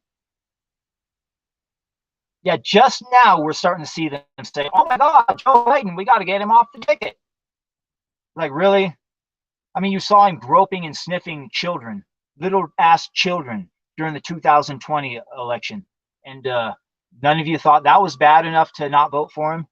But now you see him acting demented and senile on TV. And now that is the straw that broke the camel's back moment for you, because he made your party look bad in front of millions of people all over the fucking world. Jesus fucking Christ, you fucking people. Yeah, it takes a real special breed of human to still be willing to vote fucking Democrat in this fucking day and age, in the face of all that they have done and all that they plan to do. Yeah, it takes a real fucking special breed, all right. A human being on the level of Vito fucking Gesualdi. That's the fucking level of human that still votes Democrat nowadays. A fucking mockery of a man. Ozempic takers.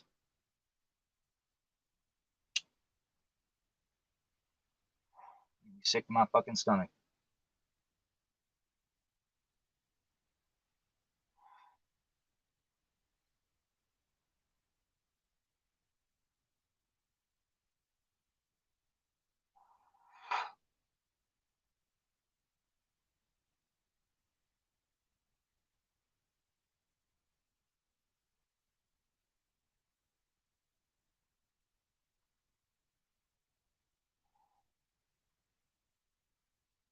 Just getting my stogie relit.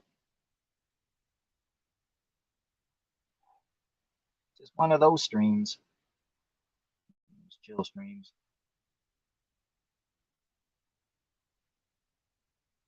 Fuck, I've talked about all I want to talk about, or can talk about that shit. I don't really know what's going on. Like I said, I'm not really following it no more. I know Goody Nig flopped. Good. Good fucking riddance. What's he got next? What's up the pike? Ice on 3. Horseman. Blood Ruth. Norfolka. Any of those fucking books sound exciting. Sound like garbage. It's the Ripperverse, though. As long as you got Sturgis types out there that'll give you money for whatever the fuck you're creating, it doesn't matter how good it is. The only thing that matters is, will your pay pigs pay for it?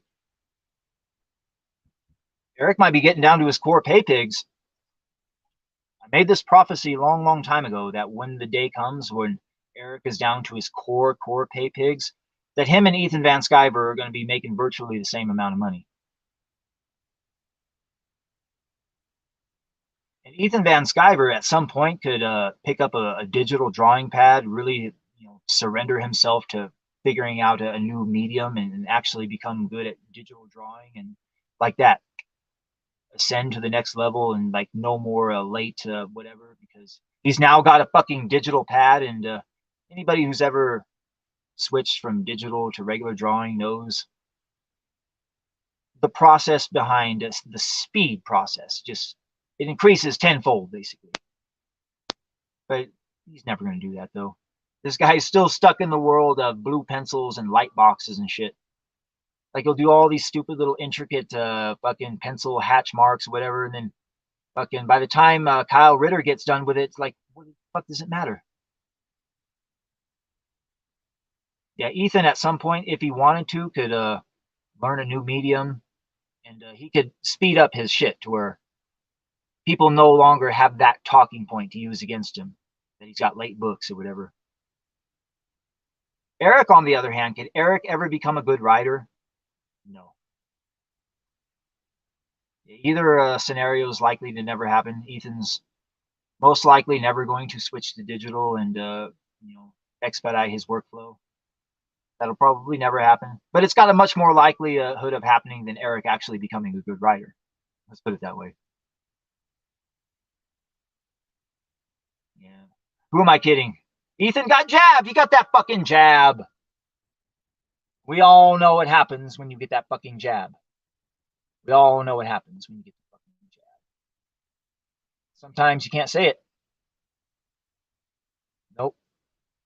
Sometimes you gotta speak in code talk. Yep. And it's only a matter of time. The only question is, will Cyberfrog 4 make it to market before he keels over in the fucking driveway coming back from the Amish farmer's market? That's the fucking question. He's gonna go full fucking Uche. Yep, coming back from the Amish farmer's market, armful of pies, fall over. Ah, right there in the parking lot. Oh, not like Uche, not like fucking Uche. Ah! Fucking by the time his wife finds him, half of his legs been eaten off by the dog. Ah! And Andrew's like, oh wait a minute, that's right, I got that huge insurance policy out on him. Cha-ching! She was the one that convinced him to get the jab, knowing all along what was going to happen. Take another drink of wine.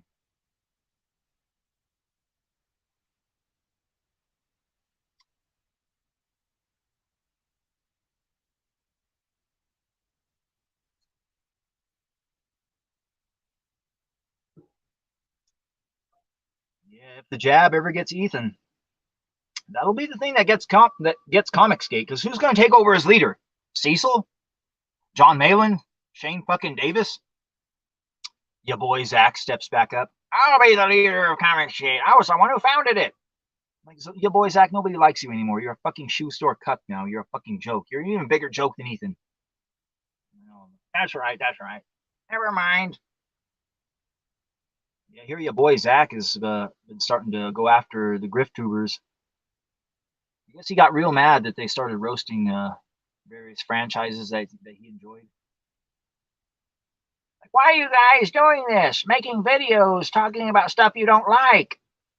Like, Richard, isn't that literally what you do all the time? What your whole fucking channel is based on?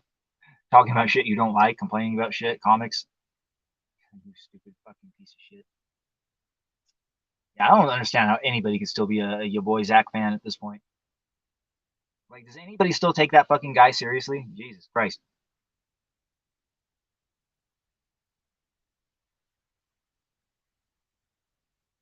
Yeah.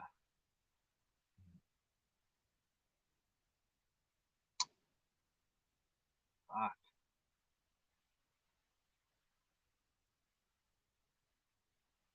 I don't know what the hell else has been going on out there in that sphere. What's going on with the Nick Rekieta case?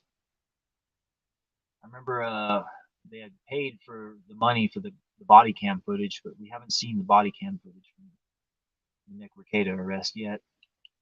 I guess when that finally drops, that'll be the next big story everybody talks about.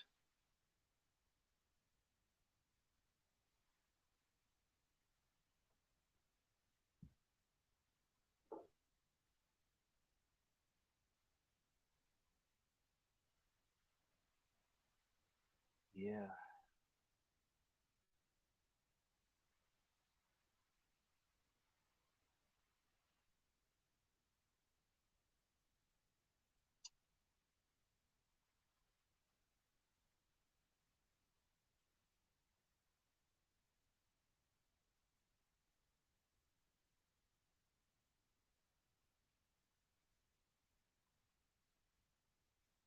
Anybody remember Pinky the cat?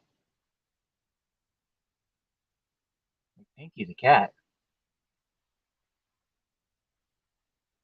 He's pet of the week, Placer County Animal Shelter. He's a very loving cat. Hang on to us, please. Oh, here. Pinky. Pinky. Pinky. Whoa. Whoa, whoa, whoa.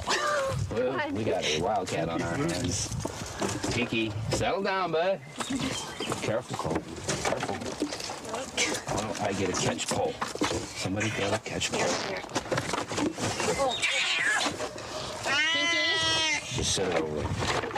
No. Get a catch pole. You catch our pole to get him? Yeah, because I'm not going to grab him. Oh, dude. Watch it, he's caught up in there. Just disconnected from the deck.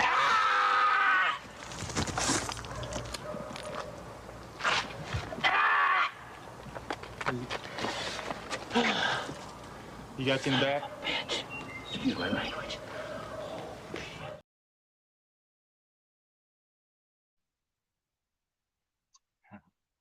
Good old Pinky. Yeah, it's always a funny clip. If you don't got nothing, go to Pinky. I talked about Hogan earlier, about how he killed WCW. It's undeniable. Hogan was the one who killed WCW. For the simple fact he wasn't in that fucking documentary spoke volumes. But it didn't mean that Hogan didn't have his good areas, his good qualities. I mean, he did bring in Hulkamania, all that shit. Turned kids on to a whole generation of wrestling. But there's one bit of advice I remember Hogan giving. It was the advice he gave to Goldberg. I remember Goldberg talking about this when Goldberg was asking Hogan for advice. And this is what Hogan told Goldberg. This is before he fought Goldberg, too. This is what Hogan said. Anytime you think you're going too fast, slow it down. Anytime you think you're going too slow, slow it down some more. I remember hearing that and thinking, oh shit. You know what? I'm going to take that little bit of advice. Maybe incorporate it into my live streams. If I feel like I'm going a little too fast, slow it down. If I feel like I'm going a little too slow it down a little more. But what I really think Hogan was trying to tell Goldberg was, hey, don't fucking kill me when we get in the ring. I think that's the reason why he never fought against him in a rematch. Yeah, Hogan, he was that way. The one funny part about Vince Russo, when he finally got in there, Vince Russo did not like Hogan. Including having Billy Kidman beat his ass. Like, this is what I'm going to do, Hogan. I'm going to completely emasculate you by having Billy fucking Kidman beat your ass. That was one of the more funnier moments in WCW history when Billy Kidman beat Hogan. That's what you fucking get, Hogan. Trying to fucking kill everybody's career. We're going to have Billy Kidman take you down.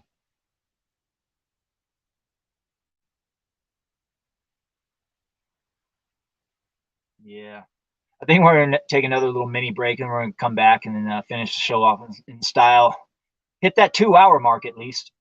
Yeah, we'll hit that 2-hour mark. Crazy, but that's how it goes. Millions of people living before. Maybe it's not too late. Learn how to love and forget how to hate.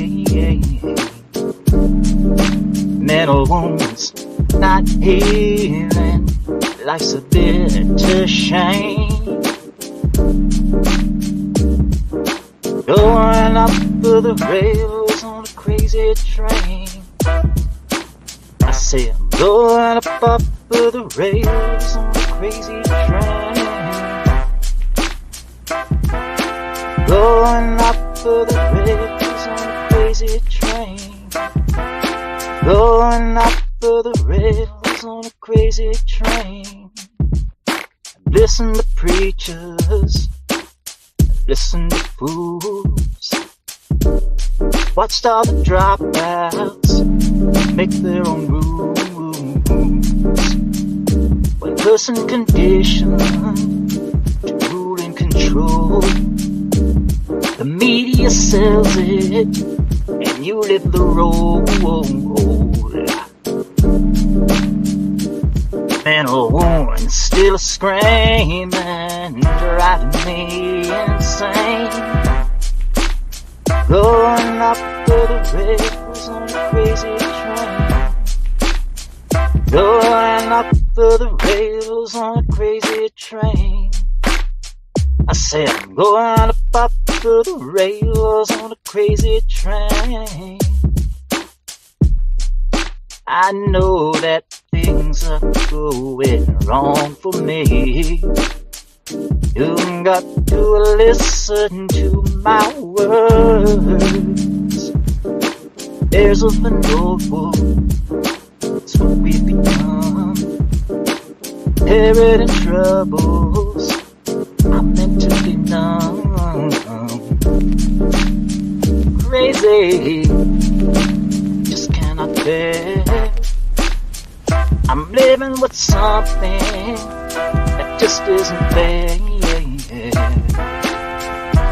Man or woman's not feeling who and what's to blame. Going up the rails on a crazy train. I said I'm going up the rails on a crazy train. Going up the rails on a crazy train. I said I'm going up the rails on a crazy train. Going up the rails on a crazy train. It's crazy. That's how it goes. Millions of people living as foes. But maybe, just maybe, it's not too late to learn how to love, forget how to hate. Little Ozzy for you. Ozzy. Crazy train. A lot of wisdom in that song. Ozzy may, bite the head off of a bat time to time, but between bouts of insanity and Satanism, sometimes he's got the pearls. But maybe, just maybe, it's not too late. Learn how to love, forget how to hate. Going up the rails on a crazy train. I said I'm going up the rails on a crazy train. Going up the rails on a crazy train. I said I'm going up the rails on a crazy train.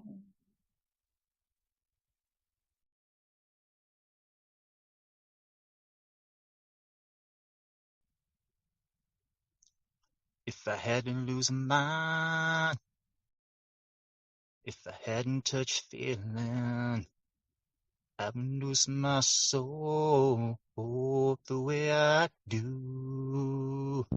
And I don't have to think, I only have to do it. Results are always perfect, but that's old news. Would you like to hear my voice, sprinkled with emotion? Then it at your birth, I can't see the end of me, my own expense, I cannot see. Formulate infinity, stored deep inside of me. Formulate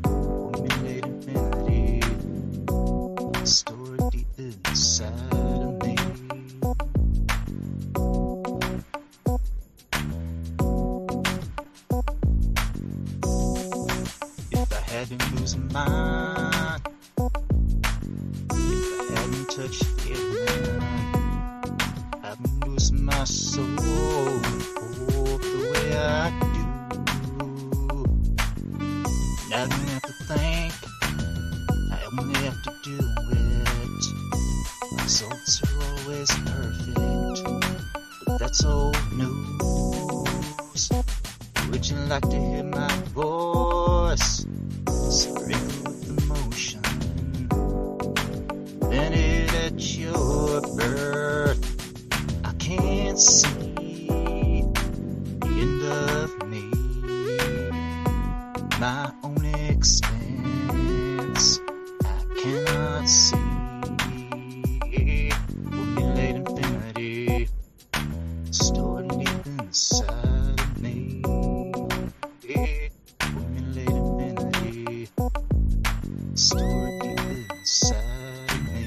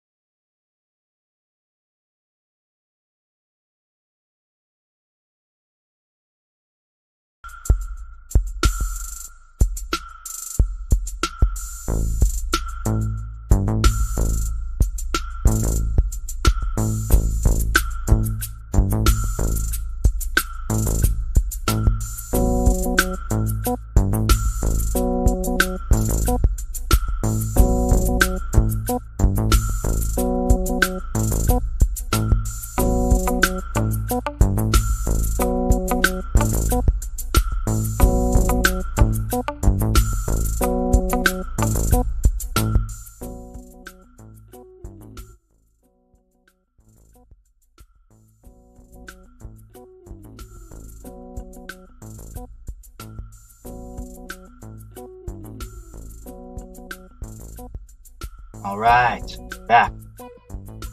Let's close this bitch out in style. Oh yeah. Fuck, we gonna talk about? Talk about a lot of crazy shit. Feels like it's been a fucking 4-hour barn burner, but we haven't been fucking 2 hours. A lot of shit.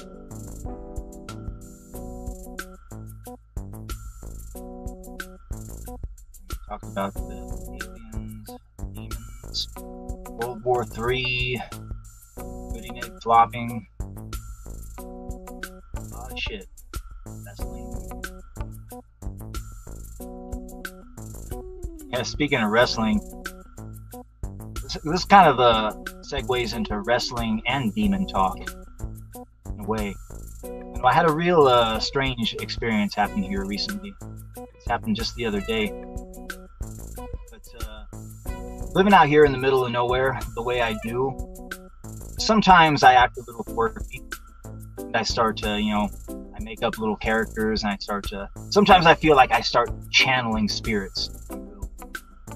Like I'll sing like a Nirvana song. I had to lose my mind. I had to lose my soul. Sometimes I feel like I'm channel Cobain. But anyway, sometimes, just for fun, I like to channel Dusty Rhodes. Dusty Rhodes, the American Dream. He was this wrestler from way back in the day, real big in the 80s. So a lot of times I'll just pretend like I'm Dusty Rhodes. Not so much channeling the spirit, but just kind of fucking around. Like a lot of times I'll talk to my animals that way. Especially my dog. That right there is my dog. That's my boy Cody. He's the champion. I'm proud of that boy. Yeah, Dusty Rhodes, he speaks with like a little way. My other boy, I'm not so proud of him. He's a sodomite. He called himself Gold Dust. Yeah, his other son, Dustin Rhodes, he was famous as the Gold Dust character. There's a famous story with Vince McMahon. When he called up Dustin and wanted him to play the role of Gold Dust, Vince was describing this character. And Dustin, he's telling the story. He's like, Vince is, he keeps saying this word, androgynous. I want you to play this androgynous character. He's going to be very, very androgynous. Androgynous. So Dustin's like, yeah, sure, I'll do it. he had no idea what the word androgyny means. He thought it meant like, you know, pompous, braggadocio, whatever. Like he's gonna wear a Ric Flair fucking cape or whatever. But he looks it up and he's like, oh fuck, like no, that's not what it means at all. So he has to like be this like this kind of like gay character or whatever. But it ended up working for him in the end. Become one of the bigger heels in the industry. Brother Cody Rhodes, he's the champion now. My boy Cody, he's the champion. Right here, right now. Dog, he's got his stick. But anyway, the other day I was channeling Dusty Rhodes, doing my Dusty Rhodes impression. Dusty Rhodes, the American Dream. But anyway, in the middle of doing my Dusty Rhodes impression, all of a sudden, like fucking, I couldn't breathe. It felt like something had taken my breath from me. Like almost as if something invisible hands had reached into my fucking chest and grabbed a hold of my lungs and was squeezing my lungs. And like I literally could not breathe, and I felt like I was going to die. And then it clicked in the back of my head. I remembered a lot of times when you're under demonic attack, a demon will literally take your fucking breath away. That's what they'll do. So what I started doing was I started invoking the name of Jesus. Jesus, Jesus, Jesus, Jesus, Jesus, Jesus, Jesus, Jesus, Jesus. And slowly, as I said the name of Jesus, probably about the 10th, 12th time, like I started to get my strength and breath back, and I was able to actually breathe again. And like, and as soon as I stopped saying Jesus, all of a sudden it would happen again. Like, and I'd lose my breath, and I'd start doing it again. Jesus, Jesus, Jesus, Jesus. And after a while, I realized, you know what? I wonder what the fuck just happened. Did I just get attacked by a goddamn demon? Did I just get attacked by a fucking demon? And was it the spirit of Dusty Rhodes? That's the fucking question. Did the demonic spirit of Dusty Rhodes just attack me just because I was fucking making fun of him and doing impressions of him? I don't know. But it happened right when in the middle of I was doing a Dusty Rhodes impression. Dusty Rhodes, the American Dream. That right there, my boy Cody, he the champion. I'm very proud of him. What the fuck? But it was only by invoking the name of Jesus I was able to break out of it. Like if it was a normal, like I can't think of anything else where it feels where, I mean, there's nothing sort of case study I can think of to where you're just like doing a Dusty Rhodes impression and all of a sudden it feels like your lungs are being squeezed and your breath is being taken away and you can't breathe. And the only way to fight out of it is invoking the name of Jesus. You may think I'm making this story up, but I'm not. This is a fucking real story. I'm just wondering, did the demonic spirit of Dusty Rhodes attack me? I mean, he is dead. He may be wandering the earth as we speak, and he fucking heard me going off and like, oh, that big daddy right there, he pissing me off, making fun of me. You talking about my boy? Coming after you, big daddy. Grabs my fucking lung, starts squeezing it. You never know.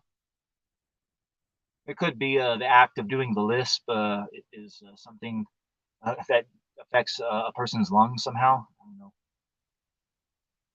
But I remembered in the back of my mind, like priests and exorcists and shit, when they're dealing with like real hardcore demons, like real hardcore ones, what they'll do is the demon will literally like take their breath from them, like steal their breath from their lungs, and they can't breathe. And the only way for them to start breathing in is start to pray.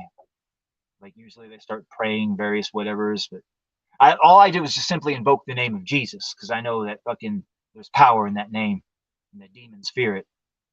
And I thought, if I'm under a demon attack right now, the only thing I can do is invoke the name of Jesus. And sure enough, I fucking fought out of it. There's a little tip, a little pointer right there. If ever you're faced with some sort of a level of malevolent entity, spiritual warfare at all, feels like your breath is being taken from you by unseen forces, feels like you're having sleep paralysis, invoke the name of Jesus. It's the only fucking way to pull out of that shit.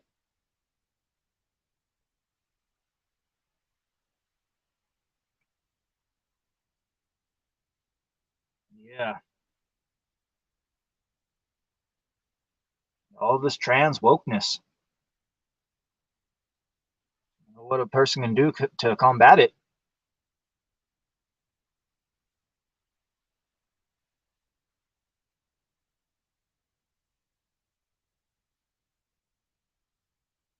So much trans wokeness.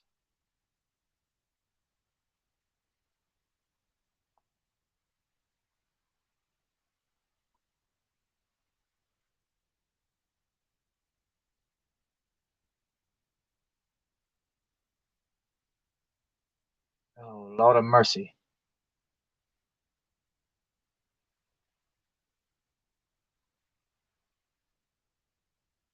Yeah, it's gonna get to the point with all of this trans wokeness bullshit that really ugly women are gonna start getting mixed up with men.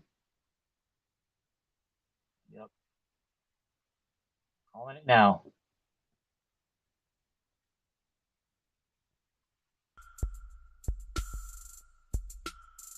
Yeah, I saw a news story the other day about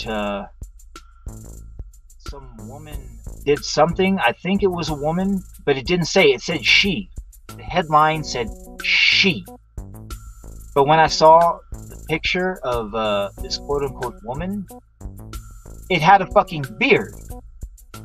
It had a fucking beard. So I'm thinking to myself, is this a really, really ugly woman? Or is this a fucking troon? That's the fucking question. And I got thinking, fuck, is this the future for ugly women? Are ugly women now going to get confused with mentally ill men LARPing around as women? That's the fucking question. Yeah, you don't even have to be like a real ugly looking woman. You could just be kind of tall, have broad shoulders. Like, oh no, that's man right there. No, it's just all women with broad shoulders. You really want to know, look at the hips. The hips will know. Yeah. The only way to truly tell is to look at the genitalia. I can just imagine over there in one of those European countries, they see what they appear to be a woman. They go like a migrant gang comes up, a very dark-skinned migrant gang comes up to do a little casual raping, pulls the pants off, like, oh no, it's got a penis, but they rape it anyway. Such is the way with those migrants. Like, they're Muslims. They have sex with goats. They don't give a shit. No, but I heard about this rape fiasco over there in Germany. You heard about the German rape fiasco? Apparently, there was a whole gang of migrants. They gang raped this girl. And they were filming it, and like they were sending text messages to their friends, like, hey, we got this girl down here at the park, come rape her. So their friends came down, started raping her too. Eventually, she got loose and ran off and like escaped. And all of these rapists were arrested, and they had a kangaroo court, reverse kangaroo court, more like it. Like, I think only one of the rapists ended up getting any sort of jail time, and it was like less than 2 years or something like that, because like they were all like underage, I guess, supposedly. But they're all migrants, all of them. None of them were German citizens. And what happened was one of these people got doxxed and their phone number got leaked to the internet.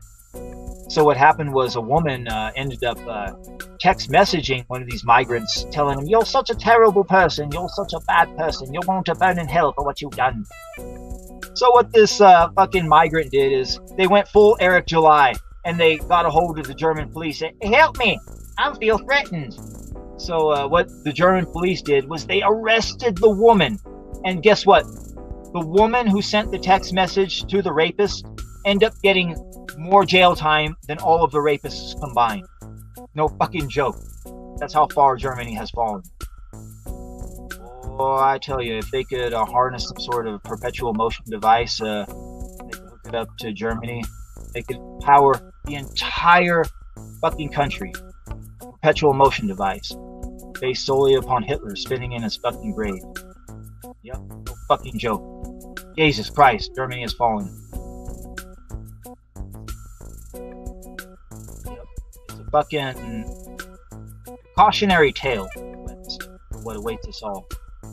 Not just Germany this time around, but Germany way back in the day. Weimar Germany.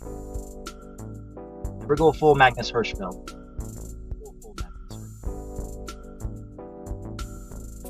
every fucking city and small town in America looks like Berlin at the height of Weimar fucking Germany, I don't think we're going to see any sort of change, unfortunately.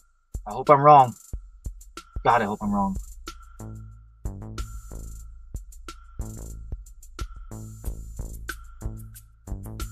Yep. Modern Western female has fallen so far.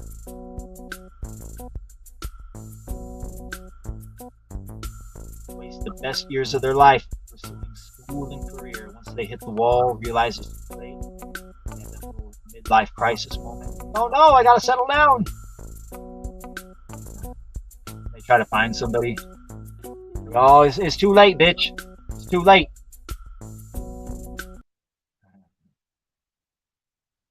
Yeah. You ever find the older bitch who still has the belief that soulmates are real? My soulmate. You're my soulmate. You ever come across one of those? You want to know what you say to one of these roasties that fucking talks any sort of soulmate talk? This is what you say to him. I can't meet a girl, and she's like, I'm your soulmate. I'm like, you're what's left. You know what I mean? Where were you? What took you so long? I'm 39. Like, why are you late? Like, why is my soulmate used? I got a used-ass soulmate? Just showing up limping with kids? What the is this? I want a fresh-ass soulmate. I got a used-ass soulmate? Divorced with kids? That's like going to a restaurant and ordering a steak and the server bringing it over and it's half-eaten, well done. You'd be like, yo, what's up with this steak? You'd be like, oh, my bad, man. Somebody else thought they wanted it. And then you showed up half dead and we're like, we'll just give them this. What's this steak called? They're like, that's our step steak. I was like, all right, delicious. Comes with a couple potatoes. They're autistic. 30.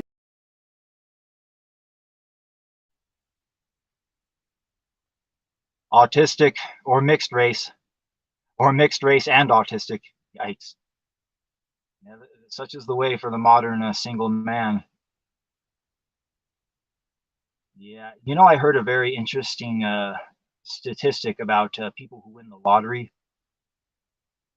Like whenever men win the lottery, what they do is they use the money to build families.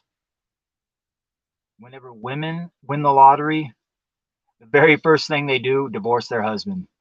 Yep. Whenever men win the lottery, they build families. Whenever women win the lottery, they exit them. That'll tell you right there.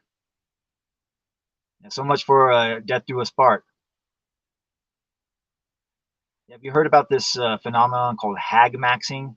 It's where a lot of these old post-wall bitches are trying to like hook up with younger dudes, like these younger Gen Z guys. Like they can't find any girls their own age that want anything to do with them, and these older post-wall millennial bitches can't find any men their own age that want anything to do with them. So what's happening? These older post-wall bitches in their late 30s and 40s are hooking up with men in their early 20s. Hag maxing. Yep. These fucking guys are trying to look for a way out of wage cuckery. Like, fuck, I'm going to find some bitch who's established in life and it's all about her career. Have her take care of me. Yeah, there you go. Hag max. Yeah, I heard another interesting statistic about single mothers. You know that single mothers with mixed race kids, like whenever they have a child with the black father, that 97% of the time the black father leaves and they're forced to raise the child alone. Yep, 97%. Like, Jesus fucking Christ. Like if you're a mixed race couple, you know, white woman with a black man, and you're actually married, like it's like a huge anomaly. Let's put it that way. Yep, these fucking single mothers. They got them mixed race kids that got the autism, looking for their soulmates. Yeah, use that soulmate. These fucking women. Yeah, probably one of the most degrading fucking viral videos that we've seen hit the internet in a while has come. Have you seen the one with the fucking British female prison guard? It shows her having sex with the fucking prisoner. Yeah, it shows inside of this prison. She's fucking getting. It basically looks like a full on porno. She's having sex with this fucking prisoner. His buddy's filming it with a fucking cell phone. He's sitting there smoking what looks like a joint. Like, first of all, how is this guy getting drugs and cell phones in fucking prison? Boy, you get the world is your oyster. Get thrown into a fucking British prison. You have whatever you want. You get to have as much sex as you want. Shit. Yeah, the society can only be as good as the women within it. When women allow themselves to go to absolute shit, so too will society go to shit. Simply the way it is. It really is. It really fucking is. Oh, real.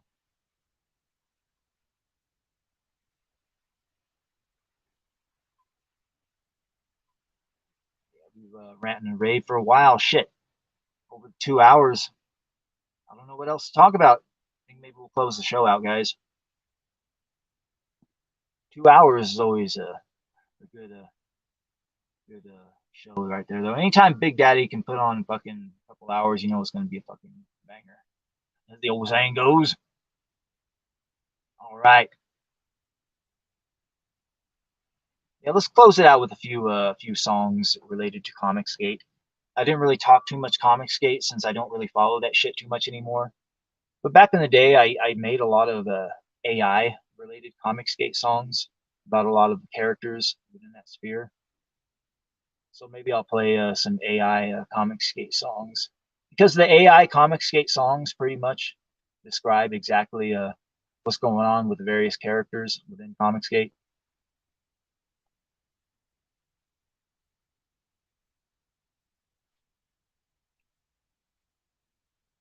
Which one should I play first?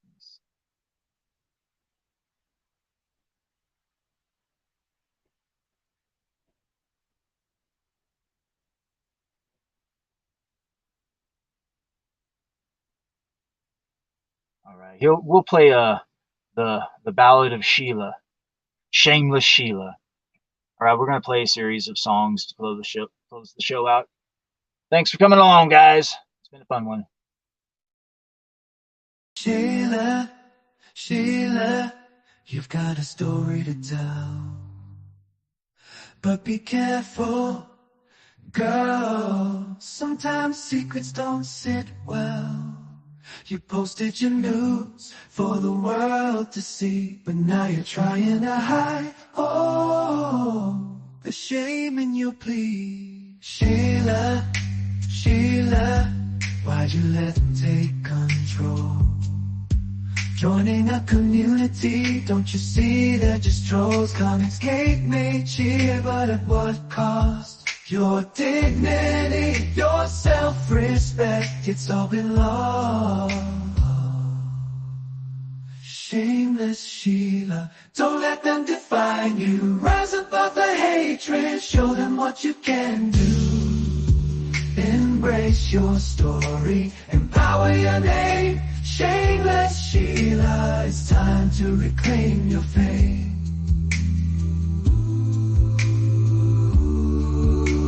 Shameless Sheila, it's time to reclaim your fame.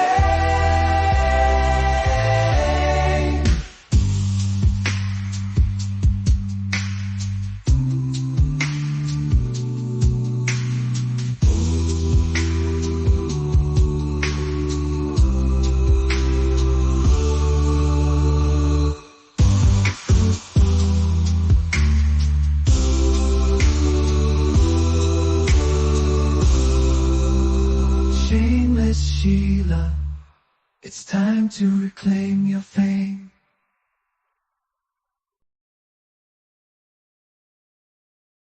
In a world of ink and paper, where the stories come alive, there's a woman named Mandy with her own secret drive. She joined the online realm, seeking fortune and fame, but little did she know it'd never be the same. She walked into the comic world with a sway in her hips, a YouTube channel where she shared her little tips. She grifted off the nurse with her titties on display, but the truth behind the curtain slowly started to betray. Oh, Mandy, Mandy, what have you become? Playing with their hearts just to have some fun, but in the end, when the truth is known, you'll find that fame and fortune can leave you all alone.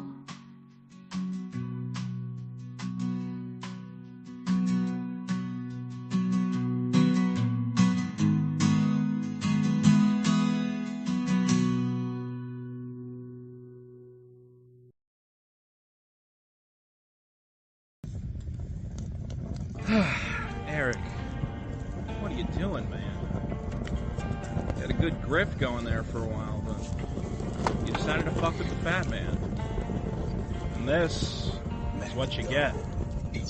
Hey yo, it's V to the O, about to start the show. One fat Italian man in a microphone, standing all alone up on the stage, about to unleash this verbal rage on a man so dumb that he make me sick. Fake ass writer, pussy bitch, king of the grift, tucking all that shit, but he can't even write one good comic. I sons of bore, fuck Alpha Core, and Yaira's just some fucking whore. Did the piss drinking Satanist show you their IMDb scores? He's so obsessed with disrespect, cried to Big Daddy Glenn Beck, said please not Mr. EVS, if I debate him I'll get wrecked. Motherfucker, I don't think that you realize who you're fucking with. These games you play are so ill-advised. I'll cut your fucking tongue out so you just stop spitting your lies. And when I burn your warehouse down, I'll make your whole wife my prize. Cause you a fake libertarian making drama, bitch. You campaign for Barack Obama, and you can't keep acting like a bitch just cause you got a single mama. Had your moment up inside the sun, now like Icarus, your time is done. Love discipline cause you never got none. Never had a father to call you son. Never thought things were gonna end like this. Now you're 4 books deep without a fucking hit, getting laughed at by all the critics, and the fat man just hit 6 digits. This hairy motherfucker says he got receipts. Well, they're probably for all the man cocky eats. Always acting like he from the Compton streets. He a gay thug dancing to faggot beats. Over 200 pages, but nothing fucking happens. Who in the fuck is Shungite? Where in the fuck is Jasmine? Why are your layouts so barren? What's that dick cross he's wearing? And why the fuck did you name the antagonist Darren? That gay. Come for me, that's a blood I can't handle. This blubber fat man dropping lyrics and he don't fucking stutter. 2 shots to the head, Gyra Winter is dead, white boys. It's Super Killer Summer. Thought you could burn me, now you're strapped to a gurney. Wishing you had a better trademark attorney. A lesson learned, now you're burned and you're feeling so sick. Couldn't handle criticism from a Mexican dick and some fucking fat prick with an internet show. Threw your whole credit away cause you just couldn't cope. What a dope, you're a joke. Everybody is laughing at your busted campaign and you don't know what happened. Came for the king, got cut on the crown. Now the internet knows you're an absolute clown. You wanted to sue, well we coming for you. On your gravestone put BPIT, you. Bitch.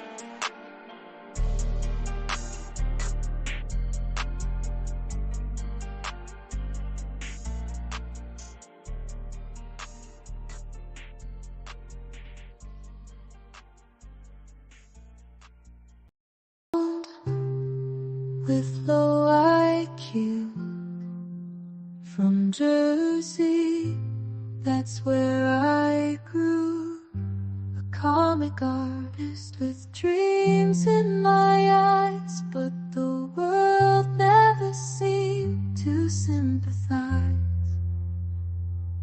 Lazy days, but my mind runs wild, sketching heroes in my own little style.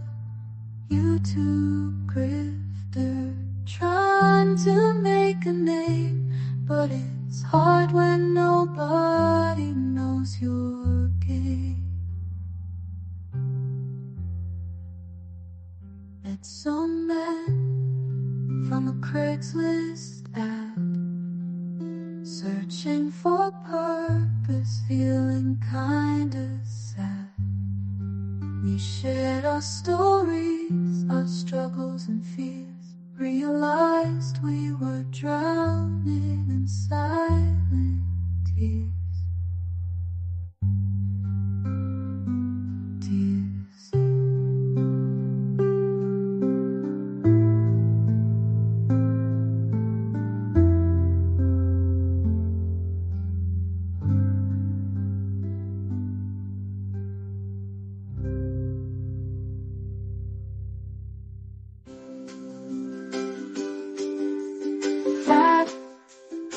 bald with low IQ from Jersey, that's where I grew. A comic goddess with dreams in my eyes, but the world never seemed to sympathize.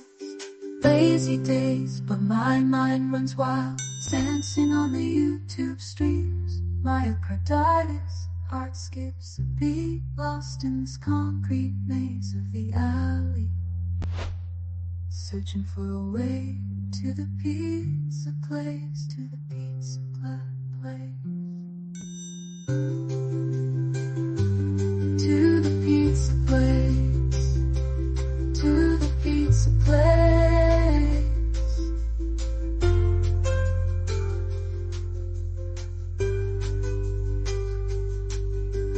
Faces passing, souls collide in this crowded world.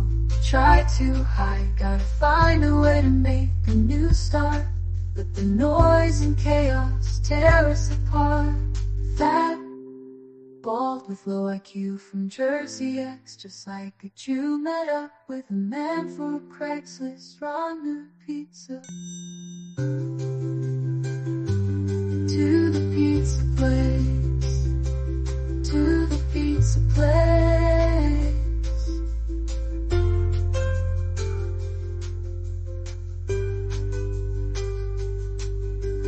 Fat, bald with low IQ from Jersey X, just like a Jew met up with a man for a Craigslist runner pizza. Searching for a way to the pizza place, to the pizza place. To the pizza place, to the pizza place.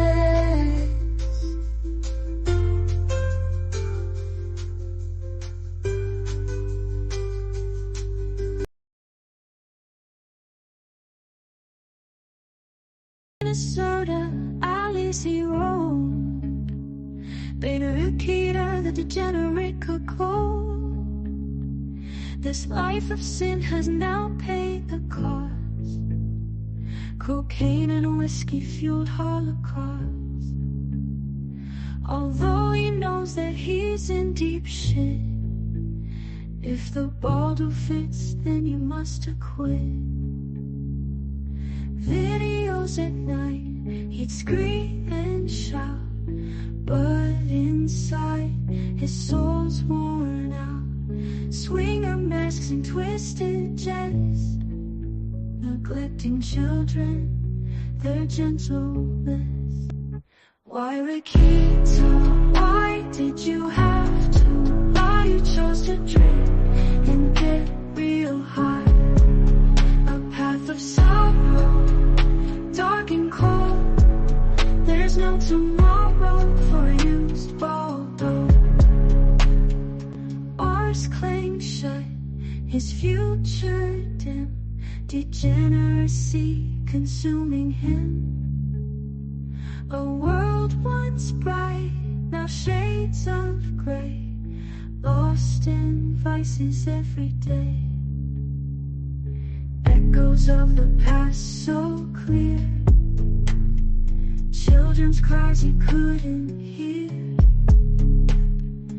Once a lawyer, now a joke, incarcerated, degenerate cuckold.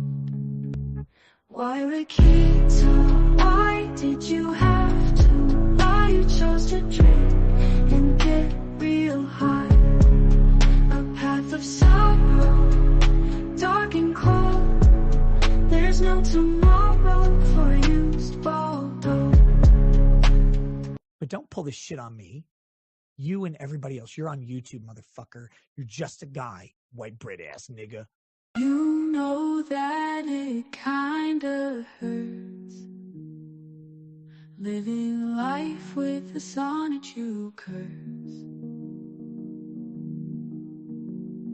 Why, Rikita, why did you have to lie? You chose to drink and get real high. A path of sorrow, dark and cold. There's no tomorrow for you.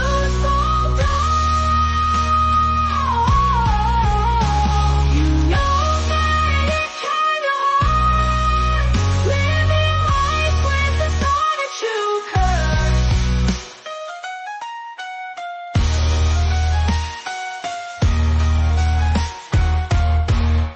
That's what happened.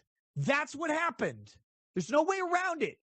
Although he knows that he's in deep shit, if the bottle fits, then you must acquit. White bread ass nigga.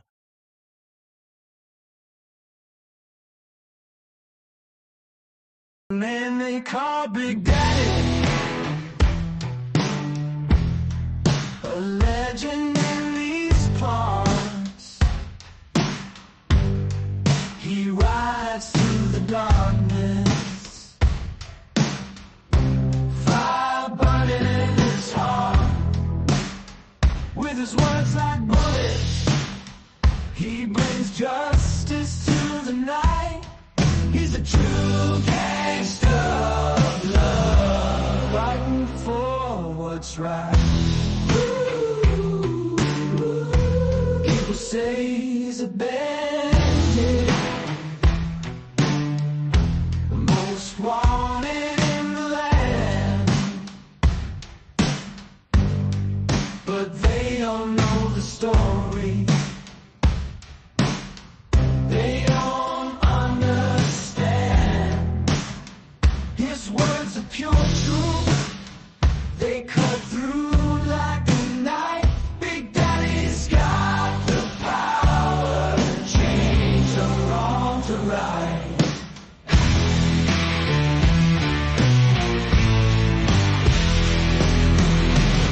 Never trust a whore. Never trust the government. Always trust your gut.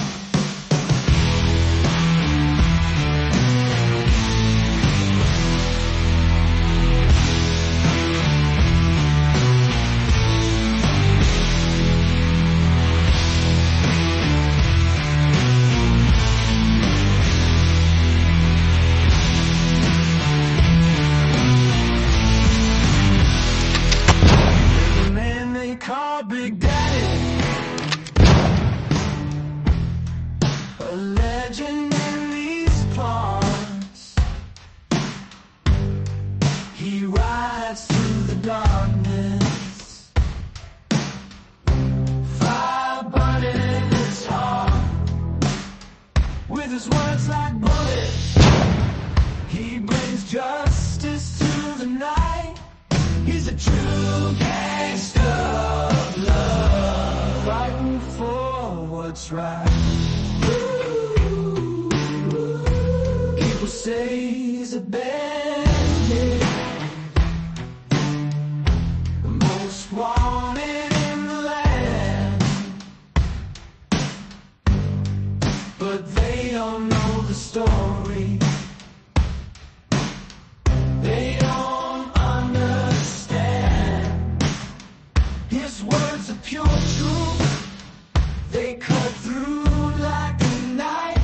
Big Daddy's got the power to change the wrong to right.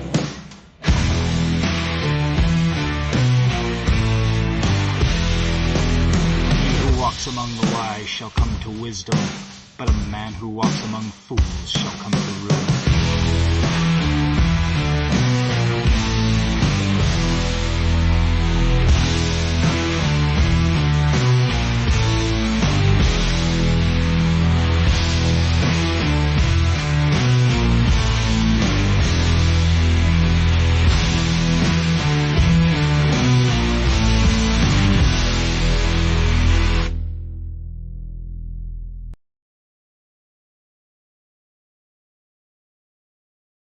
He's pet of the week, Placer County Animal Shelter. He's a very loving cat. Hang on to his leash. Oh, here. Pinky. Pinky. Pinky. Whoa. Whoa, whoa, whoa. Well, we got a wildcat on our hands. Pinky, settle down, bud. Careful, Cole. Careful. Why don't I get a catch pole? Somebody get a catch pole. Oh. Pinky. Just set it over. No. Get a catch pole. And the cat's out pole to get him? Yeah, because I'm not going to grab him. Oh, dude. I think he's caught up in there. Just disconnected from the deck.